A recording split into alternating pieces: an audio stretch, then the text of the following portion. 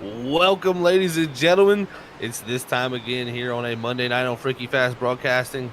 We have the NAISCC Truck Series brought to you by Race Car Graveyard here at the Iowa Speedway. What a night we have here. And man, the the brains have been turning with the admin group here at the Truck Series, and they have thought of this idea here to bring a timed race to us this season because it's kind of crazy to look back. We had last season a mistake where we had a time race, and it was such a good race. They wanted to bring it back here for this second season, and we cannot wait to get all of the action kicked off here. But they got some great sponsors here at the NIA SEC Truck Series, and their main sponsor here is the Race Car Graveyard, as they bring most of the action. Here's Race Car Graveyard is the place for diecast collectors. Lots of 124 and 164 NASCAR diecasts available, new, used, and customs right now. And you can follow them on their Instagram at Race Car Graveyard and message them to maybe find out about some new exclusive stuff. So check out Race Car Graveyard there and hit them up on Instagram. Also brought to you by Hot Lap Designs, with some of the most affordable schemes on the market. Hot Lap Designs offers high-quality custom paint schemes, driver suits, and helmets. Hot Lap Designs does everything from recreating old schemes to brand new ones designed by you. Dirt, oval, asphalt oval, road course cars, it doesn't matter. Hot Laps Designs can do it. They get Hot Laps Designs and being the sponsors here at the NISCC Race Car Graveyard Truck Series. They're such a helpful time. But tonight's race is the LP24 Clothing Race Against the Clock here at Iowa. LP24 Clothing is a store that offers great high quality at an affordable price, whether that's hats, t-shirts, hoodies, beanies, whatever you can find in all colors and sizes. Follow them at LP24 Clothing on Instagram for more information and make your order today. So thank you to LP24 Clothing for sponsoring tonight's race here at the Iowa Speedway. But my name is Zach Hall. My co-commentator tonight is going to be Brian Johnson. And as always, we got our producer, Robert Moyer Jr., up here in the production box. Brian, we're back here again for some Truck Series action on Monday night, my friend. And I tell you what, we're doing it against the clock. Yeah, that just adds another dimension to these races. Usually with strategy, you got to think about tires, got to think about fuel. When's that stage going to come out? What lap? And all this. Well, tonight, all of your strategy is going to be based off of time. So, when it comes to fuel, you're not going to be talking about 81 to 85 laps on fuel in the tank. You're going to be talking 33 to 35 minutes. With the end of stage one, you're not talking at the end of lap 100, you're talking at the end of 40 minutes. So just adds another dimension, another thing that these drivers have to keep an eye on and in the back of their mind as they're trying to make their way up through the pack and trying to win this race. It's going to be pretty hectic here tonight. That it will be, and we still will have stage racing here tonight, and that will happen actually not at a certain lap. That will happen at the lap 40 marker of this race, and that's going to be also an interesting little factor, because I think you got a little bit of tip out on that, Brian. They're going to have to be thinking about some fuel if they want to make it all 40 laps if this green flag continues to fly, unless nothing happens on racetrack. Yeah, so the end of stage one is going to conclude at 40 minutes. So you can multiply 40 by 60, and that's how many seconds you got. So you're looking at 2,400 seconds, 2,400 seconds. And if you consider the average lap time around Iowa, this 7/8 mile track, if you consider the average lap time to be roughly around 24 and a half seconds, you're looking at without any cautions, if we're just we stay completely under green. So the maximum amount of laps that could occur based off of this rough math here is going to be about 98 laps. Well, on a full tank of fuel, these trucks can only go about 81 to 85 laps. So these guys are going to have to pit at some point if we stay green. I don't think we will, but even if we do get just only one or two cautions, these guys are going to have to think about fuel here.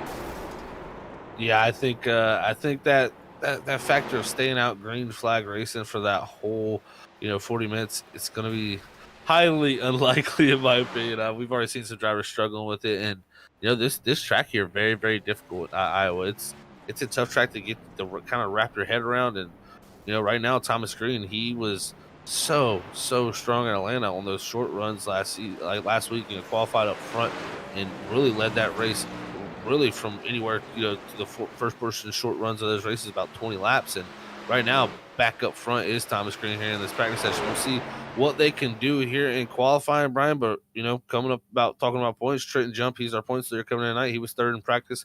We'll see what he can do after a tough run in Atlanta last week. Yeah, and Iowa probably isn't the track at the top of your list to try to bounce back at. This track really tough, very different, very unique from any other track that we go to. It's just under a mile, 0.88 miles, and to try to mount a comeback this week for him it's going to be tough because it races like a short track, but it has a little bit of an intermediate track feel as well. So he's just number one, got to stay out of trouble. Number two is take care of those tires, and we'll see where he ends up. We'll have to see where they end up here in qualifying. And look at this. We got open qualifying. I don't know if this is a mistake or just a little bit more of a change up since this race, race under time. They'll make qualifying under time too also for, instead of laps. So interesting call here. 5 minutes for these drivers to put down their quickest time. Everybody's got to go out there and find some open space. You better get out there on track quickly, Brian, because you never know. You might have a few laps that you have to abort due to traffic. Yeah, that is one thing that, I always very much disliked open qualifying just because, you're going out there, you're trying to time it right with the other guys, and, you're putting down a fast lap. You nailed 1 and 2. You've got the pole in the bag by 2/10, and then, coming down the backstretch, here comes a guy coming out of the pits right in front of you, got his dirty air, and now that lap's trash. So, just another element. I think it may have been on purpose, just kind of going with the stopwatch theme here tonight, with the time. But one thing that these guys have to think about, hopefully they had planned ahead for this, because usually when we qualify and we're practicing qualifying runs, we kind of determine, okay, well, is the first lap quicker or the second lap quicker, because we usually only get 2 laps. Well, maybe tonight, if you baby this truck around the track for the first 2 laps, it could possibly be your third or fourth lap is the quickest. It very well could happen. I mean, in short tracks, we've seen that speed happen, a couple laps into the run sometimes. So we'll have to see what these drivers can do. But right now, topping the boards, actually jumping to the top, that's going to be Justin Sipes there with a 23.508. We were seeing times down into the 23.3s. So I'd expect to see, maybe someone jump down to the 4s, maybe not possibly the 3s, as actually Tom Bourne takes the top spot there in first up there. So 23.502 for him. What a great time for him. Yeah, these guys knocking on the door of just under a 23.5 second lap. Tom Bourne's got to, pick it up 3,000ths to get under that 0.500 mark. But, all these times very, very close. And, while open qualifying can be frustrating with the other guys on the track, that it does allow you, if you get out there early, you can get multiple runs in. And if your guys like Justin Sipes or Isaac Shelley there, second and third, not too far off from the pole, you can go out there and give it another shot. Yeah, look at this, too. Also jumped up to third. Anthony Gaudio, driver in the 3 machine, who needs a good run. He has had a tough season so far here to open up the first 3 races. Was looking great at Daytona, ended up in a wreck. They're coming down to the end, and actually ended up running out of gas coming down on the white flag lap leading that race. So, unfortunate break from there, but the last 2 races have not went well. Watkins Glen, one of his favorite tracks, didn't have the greatest outing there. And man, we're so carnage here in this qualifying session. That's what open qualifying brings, Brian. You got to be able to miss some stuff right here. And, I'm looking through the list here. There's some drivers that were up pretty high on that list there with some times that have not put in the best times. And I look back to really Danny Cochran, too, one of the quicker drivers there in practice, up in the top 5 of qualifying times. He's back in 25th. Yeah, he is somebody that caught my eye as well. If you weren't going to bring him up, I was. Unfortunately, Danny right now in the qualifying session just can't get a clean lap.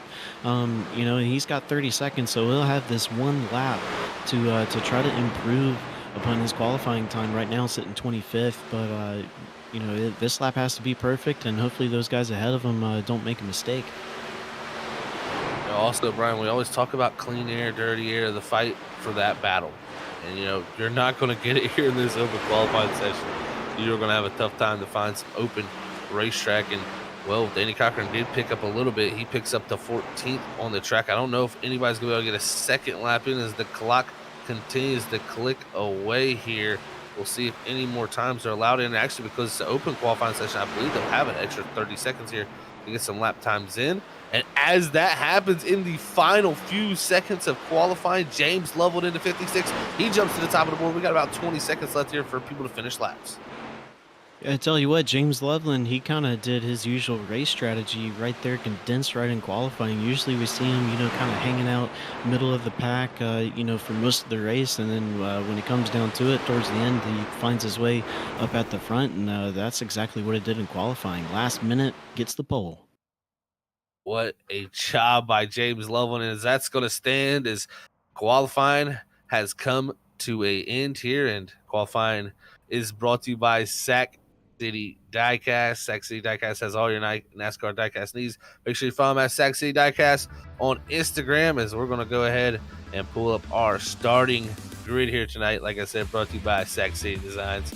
And man, I gotta say, James Lovell there clutching it up there, as you see, getting the pole position here to start off tonight here at the Iowa Speedway. Second's gonna go to Tom Bohr. Great time for him there in the 16 machine. Third's gonna be Anthony Gaudio. The fourth place gonna go to Justin Sipes. Fifth's gonna be Isaac Shelley in the 98 machine. Sixth's gonna go to Cody Reed. Seventh's gonna be Jorge Fonseca. Eighth's gonna go to Logan Brickey. Ninth's gonna be Thomas Green. And rounding out our top 10 is Ethan Smith. Then you're going to have Trevor Earhart in 11th, John Ford's 12th, Aaron Kralik in 13th, Alexander Light 14th, Danny Cochran in the 2, 15th, Robert Smock 16th, Trenton Jump 17th, Jason Tamer is going to be 18th, Blake Howell 19th, and Gregory Shaw going to round out the top 20. And 21st is going to be the 12 machine of Ryan Ferraro. 22nd is going to be Joshua Free. 23rd place is going to go to 57 of Thomas Walter. 24th is going to be Christopher Norris. 25th is going to go to last week's Twitter Eric Stamp on that strategy of fuel mileage. 26th is going to go to Dakota Moniz. 27th is John McAdam. 28th is going to go to Kyle Rochelle. 29th, Carl Pooler. Rounding out that top 30, it's Martin Morales Jr. in the 91 machine. James Trammell is going to start 31st here tonight. Cody Dorsey 32nd. Sean Hupstetler in 33rd. Kerry Tribune in 34th. Jesse Thornock in 35th. And Tyler Dengler is going to round out the field in 36th. We got a full field here tonight. That we do, Brian, and that was your Sac City diecast qualifying results here at the NAISCC Truck Series, brought to you by Race Car Graveyard. And we're about to get these things rolling off the grid. But James Loveland, what a job by him there to get the pole position. He's going to have Tom Bourne there in that second spot. And I tell you what, these are some drivers that are looking to clean up their season. I look down here, our pole setter, James Loveland, looking at our points, coming into tonight. He's had a somewhat relatively, decent season. It's just not went his way when it comes to finishes. Just had the speed, just hasn't been on the backup with the finishes, being 28th in points. And then I look no farther, to someone like Anthony Gaudio, who was leading, that ran out of gas at Daytona. I mean, he's had a tough season. We thought he might be contended for wins. He's back in 18th, so we'll see what he can do to pick his season up here at Iowa. But man, this track always known to be a tough one, not only on tires but on the drivers out there. They're gonna have 100 and, or sorry, used to say 100, but they're gonna have an hour and 35 minutes here tonight to get this action done, and it's gonna be fun because we're racing against the clock here tonight, Brian. Yeah, absolutely. Talking about how tough the track is, and like I said earlier, very unique, very different, and it is tough. It's tough on the drivers, tough on the tires, tough on these trucks, and to top it all off, now these drivers having to fight the truck all night, fight the track all night, and now they're going to have to fight the clock all night. So I have to imagine seeing that timer run down just kind of gives you an extra sense of urgency behind the steering wheel there. Oh, it's gonna definitely have a pretty major factor, I believe, on these drivers' urgency. It's gonna be so different. You know exactly how long the race is gonna be, but if you get a caution, it stretches that time out for running laps. You may run out of time when you think you have plenty of time, so you're gonna have to get it done when you think it's right. But we don't know when that time will be right. We'll have to find out here, ladies and gentlemen, as the pace car It's going to pull down to the left-hand side of pit road, and we're going to get ready for that green flag. Race number 4 here of the season. Green flag is out of the air here for the LP Clothing 24. Race against the clock here at Iowa Speedway. Man, what a mouthful is James Loveland able to clear second place there coming out of 2. Tom Horn got the run out of 2. He's looking down low. Is he going to be able to get there before the end of the corner? Looking to the low side already up front is Tom Horn as they storm out of turn 3 and 4. You can see side by side through majority in the field, but James Loveland going to take control of that lap there, as now it's going to be 3 wide back there. Jorge Fonseca on the bottom. Anthony Gaudio somehow from that 3rd starting spot. He's dropped back all the way into this mix here. They got Breaky up top of the 29. They're battling hard back here for the 7th and 8th spot. Yeah, I gotta say, these trucks look pretty loose down there on the bottom. As the 15 getting really loose, and that's gonna bring out our first caution here tonight. Thomas Green going around right in the center of 3 and 4. Had such a good run going last week at Atlanta. Had showed so much pace and promise in this 15 machine. And I tell you what, right there, that's going to be an early loss of track position for that 15 machine. And it was right behind that battle I was talking about up ahead. And I think it was possibly the 15 here, as you're going to see on the Freaky Fast replay, getting down to the corner, trying to stay off of this group up ahead of them. And I believe it'll actually happen, I believe, on the next lap possibly. Here's we're going to see them go 3 wide here, I believe, on the first straightaway. This is coming to start the second lap. So already drivers showing they want to get up in position. Gaudio stuck in that middle spot there. You're going to see that 15, though. He's directly behind that 3 wide action as they come off of turn 2. Breaky going to have the big run off the top. He's going to actually clear and make both passes there. The 3 checks up a lot as the 15 tries to go to that middle. The 3 comes down the racetrack. He slams on the brakes, and when he got on the brakes, that rear end kicked out. Luckily, somehow, you're going to see here, nobody is going to make contact with this 15 machine. I mean, you're going to see Danny Cochran. He's just going to squirt by along with a few other drivers. Yeah, and before that happened, I was gonna say, these trucks they look pretty loose here on the short run. I don't think these tires with the cold temperatures before they get up to temp, these trucks are looking pretty loose down there on the bottom. So I think a lot of what happened right there is because of that. Yeah, I got to agree with that, Brian. Is we're actually having a few drivers hit pit road. I believe that was Corey Tribute, Jesse Thornock, Thomas Green, who also came down to get their cars all worked on there. I don't believe nobody took a set of tires, but yeah, under our first caution tonight, you can see up there on our ticker, ladies and gentlemen, that is 1 hour, 32 minutes, and 15 seconds left there to go. As that's how you're going to follow along tonight. It's not laps we're counting. We're counting against the clock here for the LP24 Clothing's race against the clock, man. It's going to be a fun time here, Brian, but we got to remember also that first stage there is going to happen with 50 minutes to go. Or, sorry, not 50 minutes to go. It should be 55 minutes to go, if I'm correct. You are correct. Well, I like that, Brian. Sometimes you got to be right? But, exactly. Well, I tell you what, right now, this early caution, it's just brought everybody right back into the mix, and a few drivers were able to really make big spots. Breaky, he made 2 positions up there, 8th to 6th in that opening little run, and it's kind of amazing how many positions you can make up sometimes just with a few laps. Oh yeah, absolutely. Especially at a place like Iowa, short track. If you're able to see the future just a little bit, just a few milliseconds in advance, you can really make some track position for yourselves, especially down there at the back of the pack. Is say if you have you have a pretty good race pace, but you just messed up on your qualifying. Those first few guys that you pick off, you ought to be pretty easy. Yeah, that's very true. I mean, it's one of those things where if you don't qualify where you feel like you should have, it makes it, like you said, a little bit easier to get by those next few spots.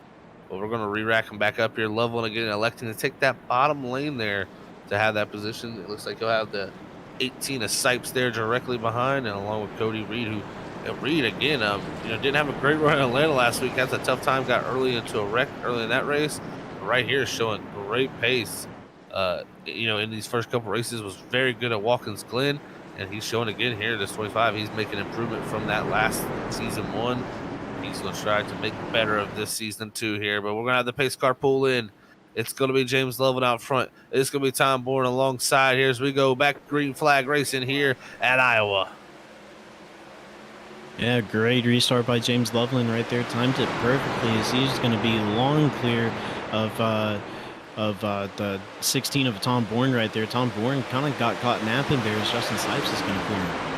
Yeah, Sipes quickly jumps up to that second spot there.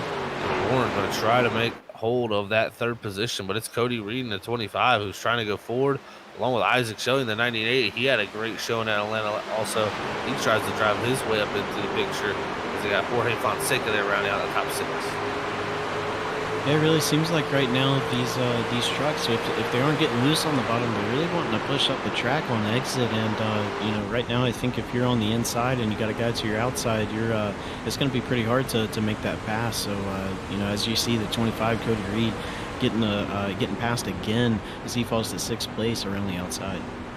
Yeah, Cody Reed had to really counter steer that thing. Man, was having a great run there, but had to drop a few spots just to save that machine. That's a lot better than spinning, though. So he keeps it straight at the moment. But right now, we got some good little battles going back here. It's our points leader, Trenton Jump in the 46. He's also got the 97 Alexander Light, the 81 of Jason Tamer, Aaron Kralik in the 01 machine, along with Danny Cochran, all back here around this 12th spot. They're battling pretty hard, along with the up ahead with Trevor Earhart, John Forbes. So battles all around from 10th on back. Yeah, and I gotta say, some of these guys back here, like Danny Cochran and Aaron Kralik and Trevor Earhart, I would think that I'd see these guys kind of a bit further up the pack. I don't know if something went wrong with qualifying, if they weren't able to get a good lap in, but these guys really are gonna have to search for some track position here early on if they want to set themselves up nice for stage 2. Yeah, they're definitely going to have to be looking for that. There as we look on the back decklet there. That's the 81 of Jason Tamer. They're on the inside behind for position as we ride on board with Aaron Kralik. He gets past. Looks like that was a pass on Alexander Light in the 97 to put Tamer up to 15th position. Man, we're seeing some pretty big movement. A driver making some big waves through the field. It's Danny Cochran. He's 15th position starting. He's trying to take 10th right now from John Forbes in the 11 machine, and he gets it done on our Daytona winner.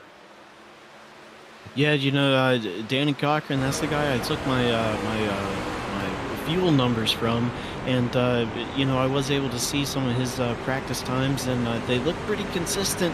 Not a whole lot of volatility in between laps there for him. So hopefully he can get this thing up towards the front where I know he thinks he can be, and right now he's getting it done. And he is, and we're right on board here with Trenton Jump. This Jump is our points leader, winner from Watkins Glen.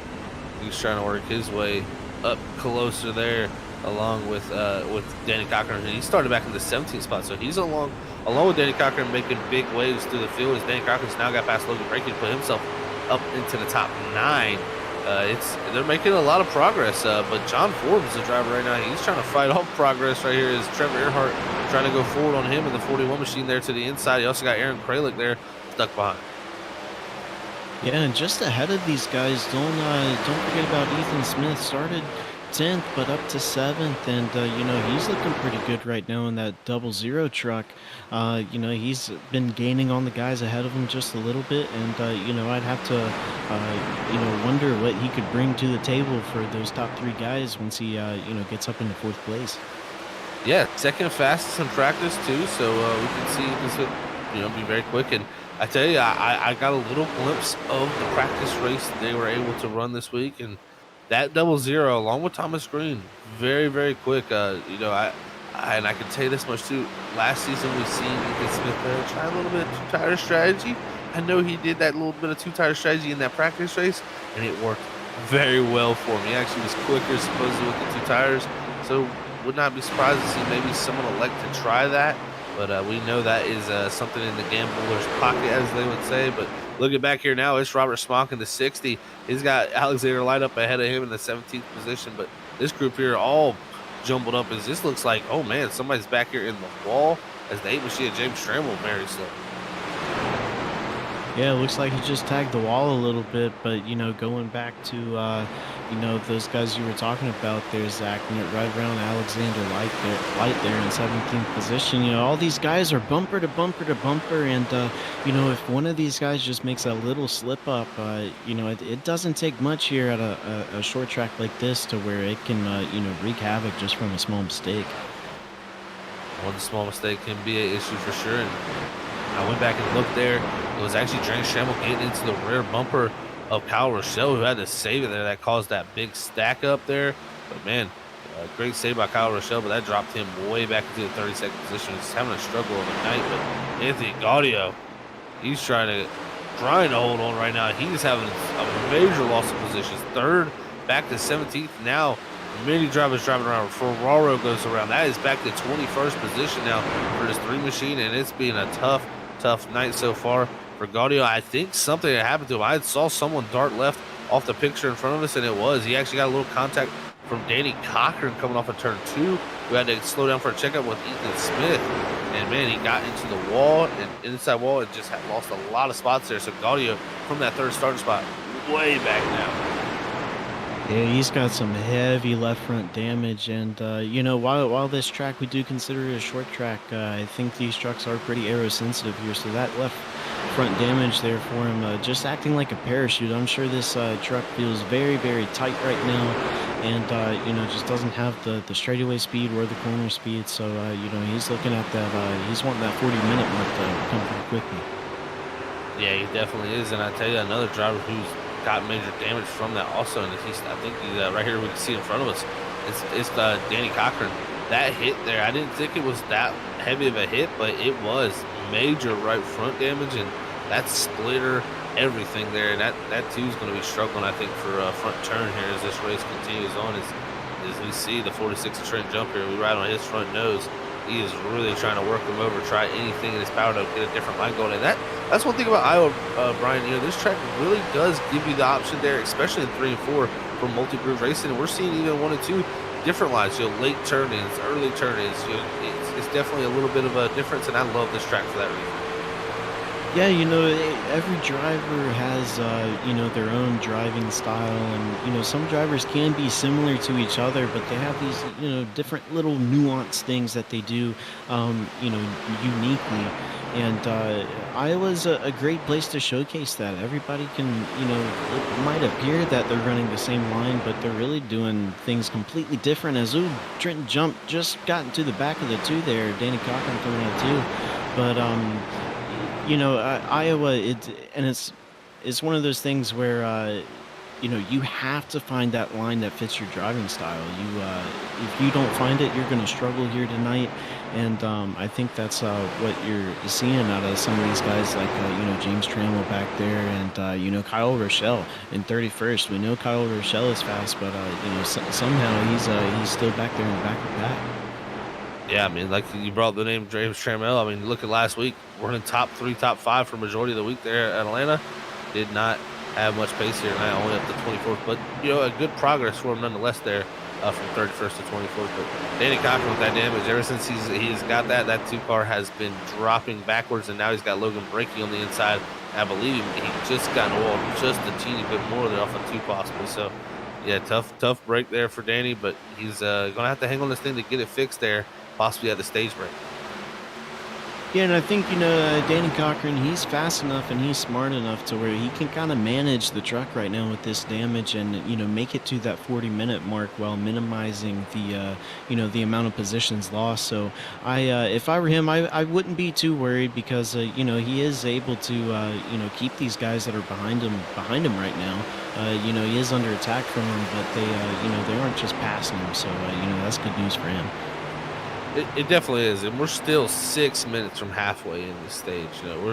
We're still not even nowhere near that. So it's got plenty of time here for him to get that fixed up, even if he get more caution. So we'll see how that works out. But you're gonna see there, Cody Reed, he's got up high now. That pushes him back. Trevor Earhart gonna make the pass on him. That slides Earhart up to the 9th position. Cochran up to 8th, along with Trenton Jump up to 7th.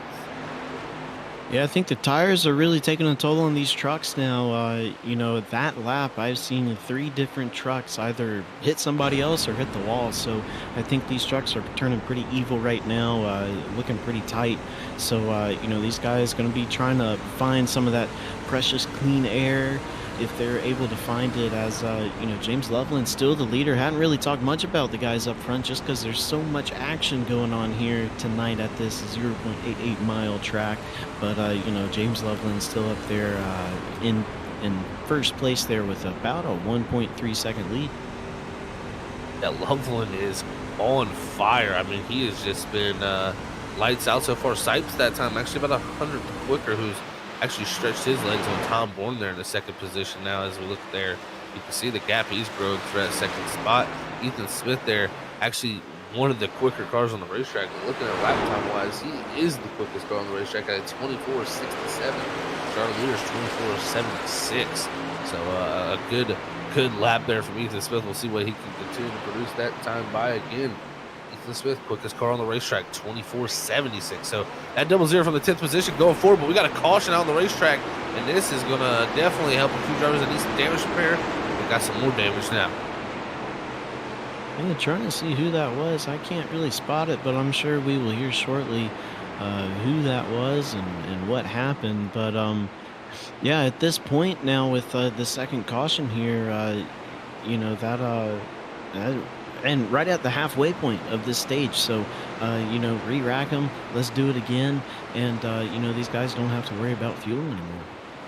Yeah, fuel definitely not going to be probably a concern now, but I can tell you what happened there, ladies and gentlemen. Went back myself and looked, and I don't believe our software is going to be able to get this caution. But Cody Reed in the 25, he got slight contact from the 01 Aaron Krug in turn one, and never even got past 90% of the, or 90 degrees around. I mean, he was literally barely sideways, and just got a little bit of it.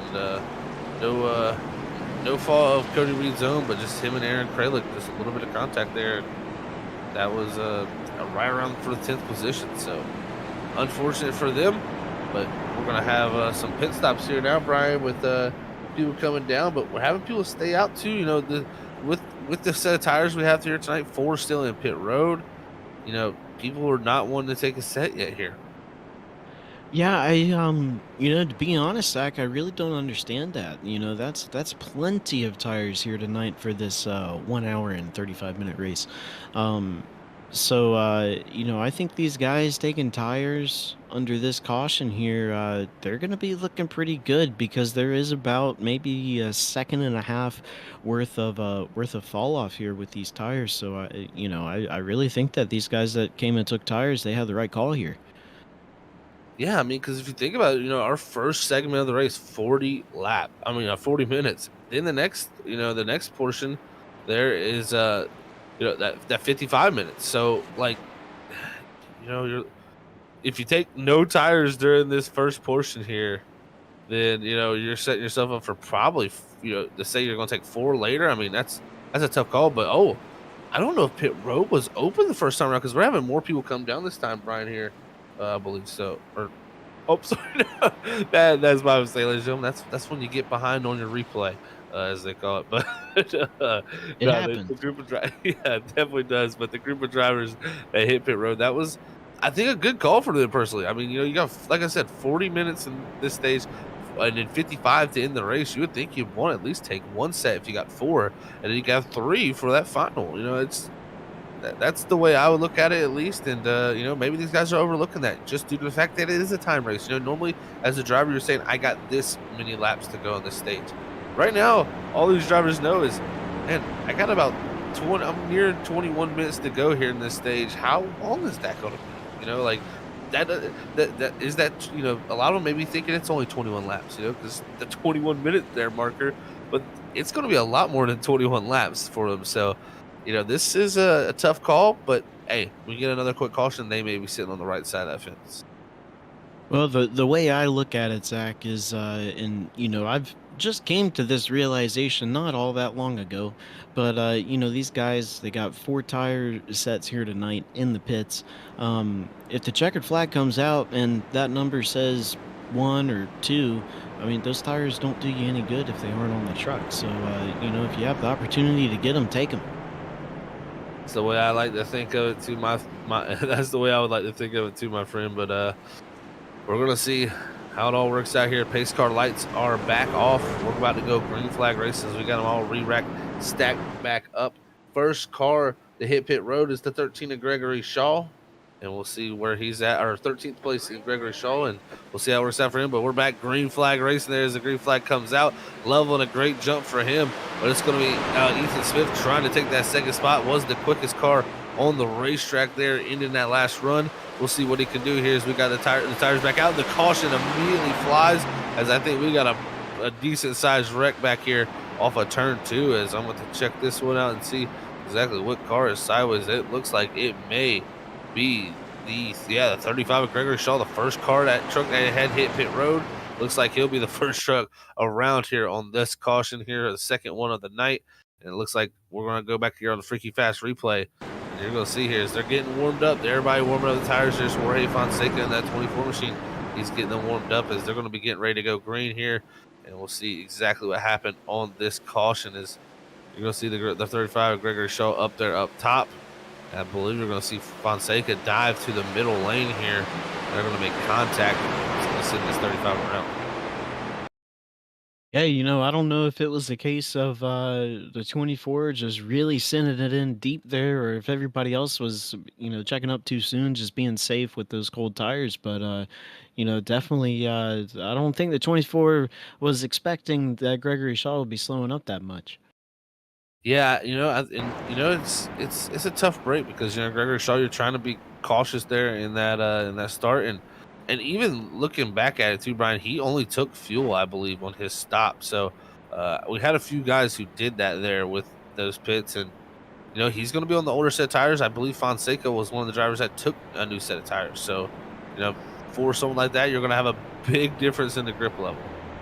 Oh yeah, well that was the problem right there, is the difference in tires. Fonseca having just a super duper amount of grip compared to Shaw right there. So I think that's exactly what it was. Is that Fonseca, he's wanting to use the grip that he just got, that his pit crew gave him, and Gregory Shaw, he's gonna have to be out there tiptoeing with that full tank and old tires. So unfortunate, but it happens. It's that's what happens when you got guys on different strategies, and it's a short track, and you're looking at the clock. Yeah, that clock can play tricks on your mind indeed. And, looking at a few drivers who had some heavy damage earlier in this race that were running, very well, especially Danny Cochran, up to that 15th position. He drove all the way up to 7th, got that damage, and it dropped him back pretty far as he's back in 32nd. But that truck looks a lot better on that 2 machine, so we'll see how it works out for him once we get them all re-racked back up. But James Loveland, the more cautious we have, Brian, the better this works out for the guys that didn't take tires here, just due to the fact, I mean, it's slowing down the progress of anybody who did take tires here. And, we're not racing against laps here, we're racing against the clock. Yeah, and thinking about the time left in this stage, I think a caution coming out when you're measuring a stage in minutes instead of laps, a caution ends up kind of proportionately being a little bit longer than usual. Um, so definitely for these guys up front that didn't take those tires, they're wanting to see every single caution that they can get. If we were measuring it in laps, they'd want to see the same thing, but even more so with this timed. Yeah, it's definitely an interesting stare to have a time race here at a track like this. But man, it's gonna be fun to see how it plays out. And again, if we do get a caution within 37 minutes of that 40-minute stage marker, we should get the end of the stage there. So that'll be interesting to see too, Brian. If that comes out there, that caution, within those 3 minutes. Yeah, and James Loveland, he has led a whole ton of laps here tonight. He may have led every single one, but definitely don't count out Ethan Smith. He was the fastest truck on that long run there, and he started 10th, but he's up to 3rd. So I think he's going to be the guy to be on the lookout for here towards the end of stage 1. We'll see who can win stage one. Pace car's in, and there he goes. James Lovin is off and away as the green flag is back out here for the LP24 clothing race against the clock here at the Iowa Speedway. And look at this here. Ethan Smith trying to take that battle to Justin Sipes there for that second spot. Tires have cooled down. They should have some good grip underneath him right now. With that 98 Isaac Shelley, he drove himself up into the picture, showing speed that he had in Atlanta. Yeah, Ethan Smith looking on the inside of Justin Sipes, but can't quite get it done. That truck looking pretty tight there on the exit of 4, and Ethan Smith going to have to try again as they head off into turn 1. And while he's trying to figure out how to pass Justin Sipes, he's got the 98 looking to his inside. Isaac Shelley there looking down the back straightaway, just couldn't get it done. But look at this. It's our points leader. It's Trenton Jump. He's driven himself up into the top 5 from that 17th starting spot. He's got Trevor Earhart directly behind him, and John Forbes, our winner from Daytona. Great group of drivers right there. Trevor Earhart also, watch out for him. He'll be one to watch out for. Is look at that Eric Stamp, our winner from Atlanta, working his way up into the top 10, but it's going to be Fonseca in the 24 trying to take that spot. Yeah, Fonseca, got to remember, he's got the fresh tires. He may be the first truck there with the fresh tires as he's able to send it right down to the bottom inside of the 29 of Logan Breakey there and, just making these passes look very easy right now. Yeah, he is definitely the first car. I can confirm that on the new set of tires. The next car would be the 14 or the 01 of Aaron Koralik, who's trying to work his way forward there on that bottom lane, trying to go forward and get past Logan Breakey there in the 29 machine. So trying to get by the 47 John McAdams. So it's a great group of drivers there, and man, some drivers that are trying to make up positions here in these final moments of the stages. That clock continues to click away, Brian. We got about 14 minutes left. Yeah, maybe 10 minutes. If my clock is right, maybe our clocks are different, or I'm wrong or something. But as we got a caution here, that's gonna push the stage just a little bit closer. That it will, and on his roof, I believe that was Carl Pooler in the 71 machine. Or no, sorry, Thomas Walter actually there starting the 57 on his roof. And that is going to probably, almost be into his night as we're going back on the Freaky Fast replay. He's going to get a little bit of contact here coming off of the corner here. And that's really going to upset that truck. It's going to be the 47 of John McAdam, who actually gets into the door of that 57 coming off of turn 4 and actually ends up putting him up and into the wall, who really was nowhere to go for Ryan Ferraro, who I think was directly behind him. That really caused the 57 to get launched here. So I think you're going to see here down at 3 and 4 is you're going to see he's going to the middle. The 57 of Walter is, and then McAdam comes up the track, just gets into the door, and then from there, wow, major hit there for the 12 of Ferraro, and that's going to send the 57 of Walter up in there. Look at that! Oh man, so trying to get it slowed down there. Tough times here for some of these drivers. Yeah, I think they call that turtled. Oh, look at this great shot right here. Oh, man, the sparks flying as the hood grinds against the ground. And Thomas Walter says, well, this is not how my day was supposed to be going. Yeah, I don't think the tires are supposed to face the other way. Azuli, he gets hit right there at the end, just for good measure. But 32 minutes into this race now. We got 8 minutes left in this stage. We'll probably have, probably about maybe 5 minutes, 4 or 5 minutes left once we go back green. So, these guys that did not pit for tires there earlier, it's looking like, they made me a fool. They, it looks like they made the right call. They were thinking about, cautions breeding cautions there, and they're sitting out up top right now. Yeah, this is working out for these guys who didn't pit, and that's a lot of times the whole aspect of a short track, Brian. You will give up the give up the chance to get a new set of tires just to keep the track position to stay out of the mayhem. That's definitely, I think, a lot of people's thought process, and really Fonseca is the only driver that's really made his way up and through. I mean, he's right now up to that 6th spot, but the next car would be Aaron Kralik back in 12th, and then all the way back to Jason Tamer in the 15th position. So they're way back there for a lot of group of these drivers who pitted. I think this is going to play out well for at least the majority of this field here to get good points that stayed out. Yeah, I think Fonseca, he may be able to get into the top three, but he's gonna have to try pretty hard because with every caution lap that these guys take, these guys on old tires, those tires are cooling off, getting a little bit more grip in them, and it's gonna take maybe about 2-3 laps before Fonseca can have a pretty good advantage on them. But even then, those new tires now have a heat cycle on them, so that advantage for him may be almost gone at this point. Yeah, with these heat cycles, you're very right about that, Brian. I mean, it could very well be to the point where we're not seeing that much of a difference between tires. I mean, even on that takeoff right there, our leader Loveland, 23.96 out of him. His fastest lap of the race is 23.53, so that's not far off. I mean, that's only about 4 tenths off, and you'd take that on 50 lap old tires almost. So you got to be pretty happy for James Loveland with that scenario. But I believe we're under the 10-minute mark now for our stages. I believe with 55 minutes is when, left is when we will be getting that 40-minute stage for this race. But yeah, it's going to be interesting. Again, like I said, if we're within 3 minutes of that 55 minutes to go, we should also be getting the stage if we get a caution. So we'll have to watch out for there. We're gonna be on the heels a little bit for the caution. Yeah, I guess I do have to apologize. I was looking at the wrong clock, so that's why I appeared to be a little bit ahead there. We got about 3 different timers going on right now, so I was looking at the wrong one. So yeah, we got just under. Looks like we're headed towards 9 minutes right now. So actually got quite a few laps left. Yeah, that is quite a few. I mean, but if we get a caution, we see how long cautions could take. I mean, that's the slowest way around the track.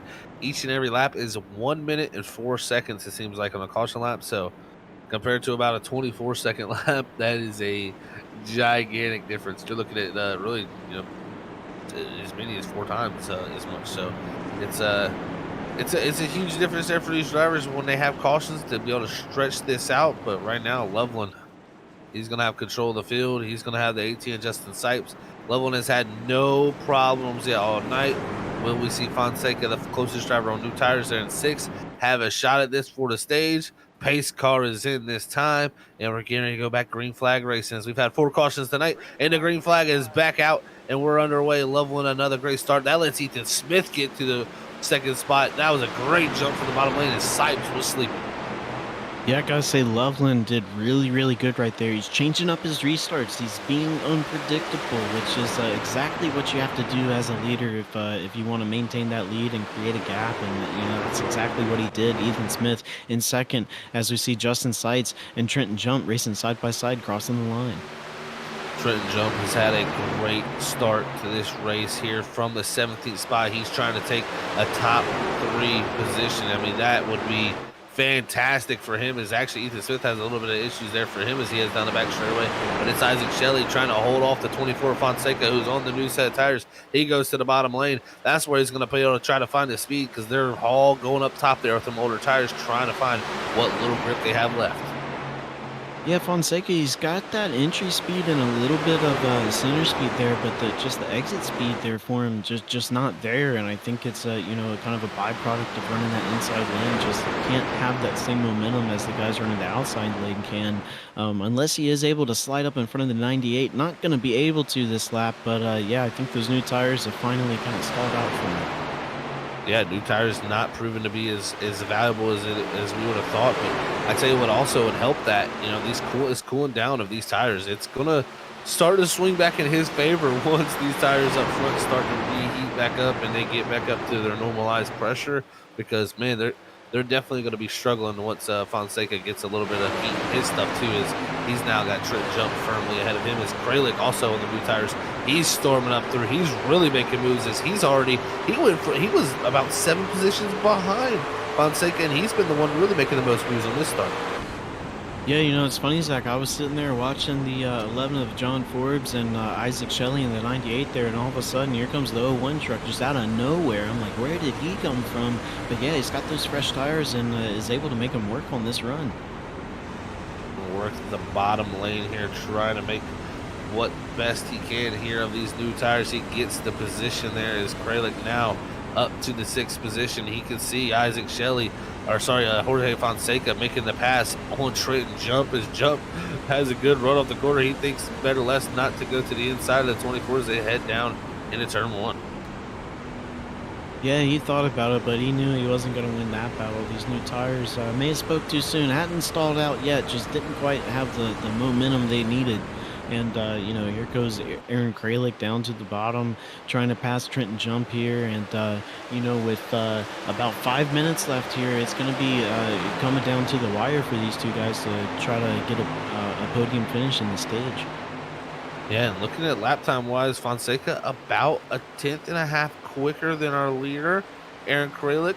Also, even more than that, 2/10 quicker earlier. So, Aaron Kralik's got possibly enough time here to get it done. It's just going to be getting the passes done, and it's been tough already. I mean, every pass I've seen them make, they both had a little bit of trouble doing it, even though with the fresher tires. So, it's going to make this very tough on them once they get to Sipes, Smith, and Loveland. But Loveland still holding on strong here. We got to get to that 55 minutes to go. Look at this. Thomas Green, who was our first caution of the night, he's gotten by Isaac Shelley there. He's broke up into the top 10. Now you got also Kyle Rochelle. He was involved in a caution. You're seeing a lot of new names up here in this picture trying to get stage points here at stage 1. Yeah, at the end of this 40-minute mark, things are starting to pick up. That timer is ticking as these guys making aggressive moves, trying to get those stage points that you talked about, Zach. And, you know, you never know when those stage points are going to come in handy, so you might as well grab them while you can get them. Got to get them while you can there. Danny Cochran made the 3 wide pass through the middle. It was James Trammell who took it there. Now Cochran going to have the 98 of Shelley up top along with Cody Reed. And these new tires really starting to show now. If you were one of those drivers near the tail of that group, you're the one losing out the most. It's really Breaky, Shelley, mostly those drivers losing out here that are near that tail of the group that did not pit. Yeah, I gotta say it is a shame for these guys on new tires that we did have those couple cautions there, because man, I would have loved to see what these new tires would have done if we would have went green. You know, watching these guys come up through the field as a group.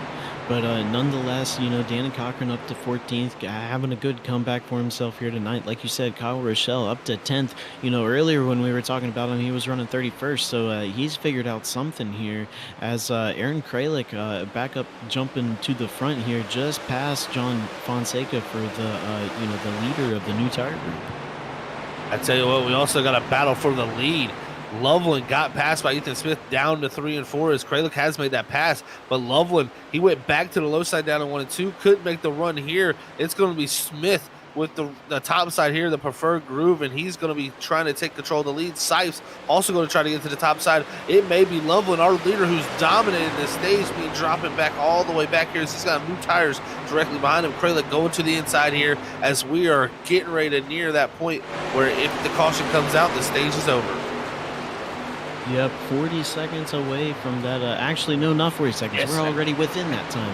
You know, looking at 57 and a half minutes left. So we're looking at maybe fitting 4 or 5 more laps in. So, you know, coming down to the wire again, and Aaron Kralik just making a really hard charge up to the front. Is he going to be able to do it? We'll have to see here. Kralik gonna need to get it done. And remember, ladies and gentlemen, also, if he crosses the line with 55 seconds and 1 second, or 55 minutes and 1 second to go, they go another lap. They will not throw the caution until the next time around when the leader crosses the line. But we'll have to see when that is all played out here, as they got technically 2 minutes to go here in stage number 1, and it's Ethan Smith out front. Sipes now holding on to second, and James Loveland dropping back quickly back to 7th. He's gotten passed by Trenton Jump. Loveland here falling off like a sack of potatoes. Yeah, I think that's partially due to him being passed on the outside. He's having to, you know, he had to keep that truck tucked up on the inside, and, you know, that can really overheat the right front, and that's pretty tough to recover from, as we've got a minute and a half. You know, I really like, you know, coming to the end of the stage not knowing just how many laps we're going to have left. Yeah, it really makes it interesting as we're going to be nearing right here as Ethan Smith is going to cross the line. It's going to be 56 minutes, 14 seconds. So you're looking at about a minute and 14 seconds. And how many laps can they get in? We're going to have to see. Ethan Smith holding on strong, but Kralik He's got the new tires. He's got the strength here to possibly go forward. Can he get it done as he's only got Sipes directly ahead? Yeah, he's making that inside work against Sipes pretty good right here, but it's just that exit speed. He doesn't have that momentum, and you know, I think you know, you can't ride behind him because that dirty air is really going to hurt you. Sipes, he's just taking his line now, running. Sipes decides to run the inside lane, and it's going to be tough for Kralik to pass Sipes here at this point in the run. Yeah, Fonseca behind has actually dropped off, and he has fell back from this group. And that just shows the power of Sipes and Smith. They are on these old tires, being able to hold on to with a lot of other drivers not being able to do the same. Right now, the next one would be Trent Jump back in 6th. So our top 2 holding on strong here. It's 55 minutes, 12 seconds to go here. I think we may be getting the caution this next time as Sipes dives into the inside. I think he knows too, as it's 4, 3, 2, 1. That's the end of the stage there in 55 minutes, so we should be getting the stage this time, and there it is. Stage caution is out. Ethan Smith, your winner of stage number 1. Brian, what a job by him. Yeah, did really good, kind of just stuck with it, stayed consistent, used that long run speed, and I gotta say, Zach, if you know, if these guys would have went 2 seconds slower in that you know, that first stage somewhere, we would have had an extra lap. So you know, that's just that this extra element of time, you know, 2 seconds, that's not that much in the grand scheme of things. So you know, that's really crazy to think that we would have had an extra lap in the stage if they just would have went a little bit slower. Yeah, that's the beauty of this time race. It's going to be fun to see how it all plays out. We got 54 minutes, 15 seconds to go here tonight at the NAISCC Truck Series, brought to you by Race Car Graveyard. And tonight's race was brought to you by LP24 Clothing. Race against the clock. We'll be back here, ladies and gentlemen, after we hit our commercial break. Don't go anywhere. You're not going to want to miss out.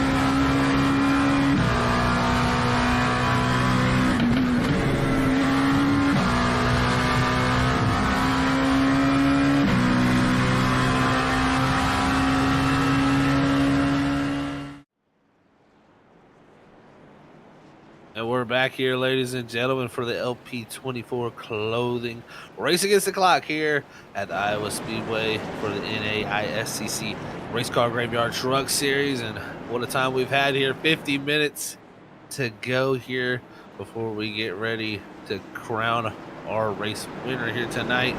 It's been a wild one here racing against the clock. We're gonna give a shout out to our sponsor as the pace car pulls off, and we're gonna crank it up.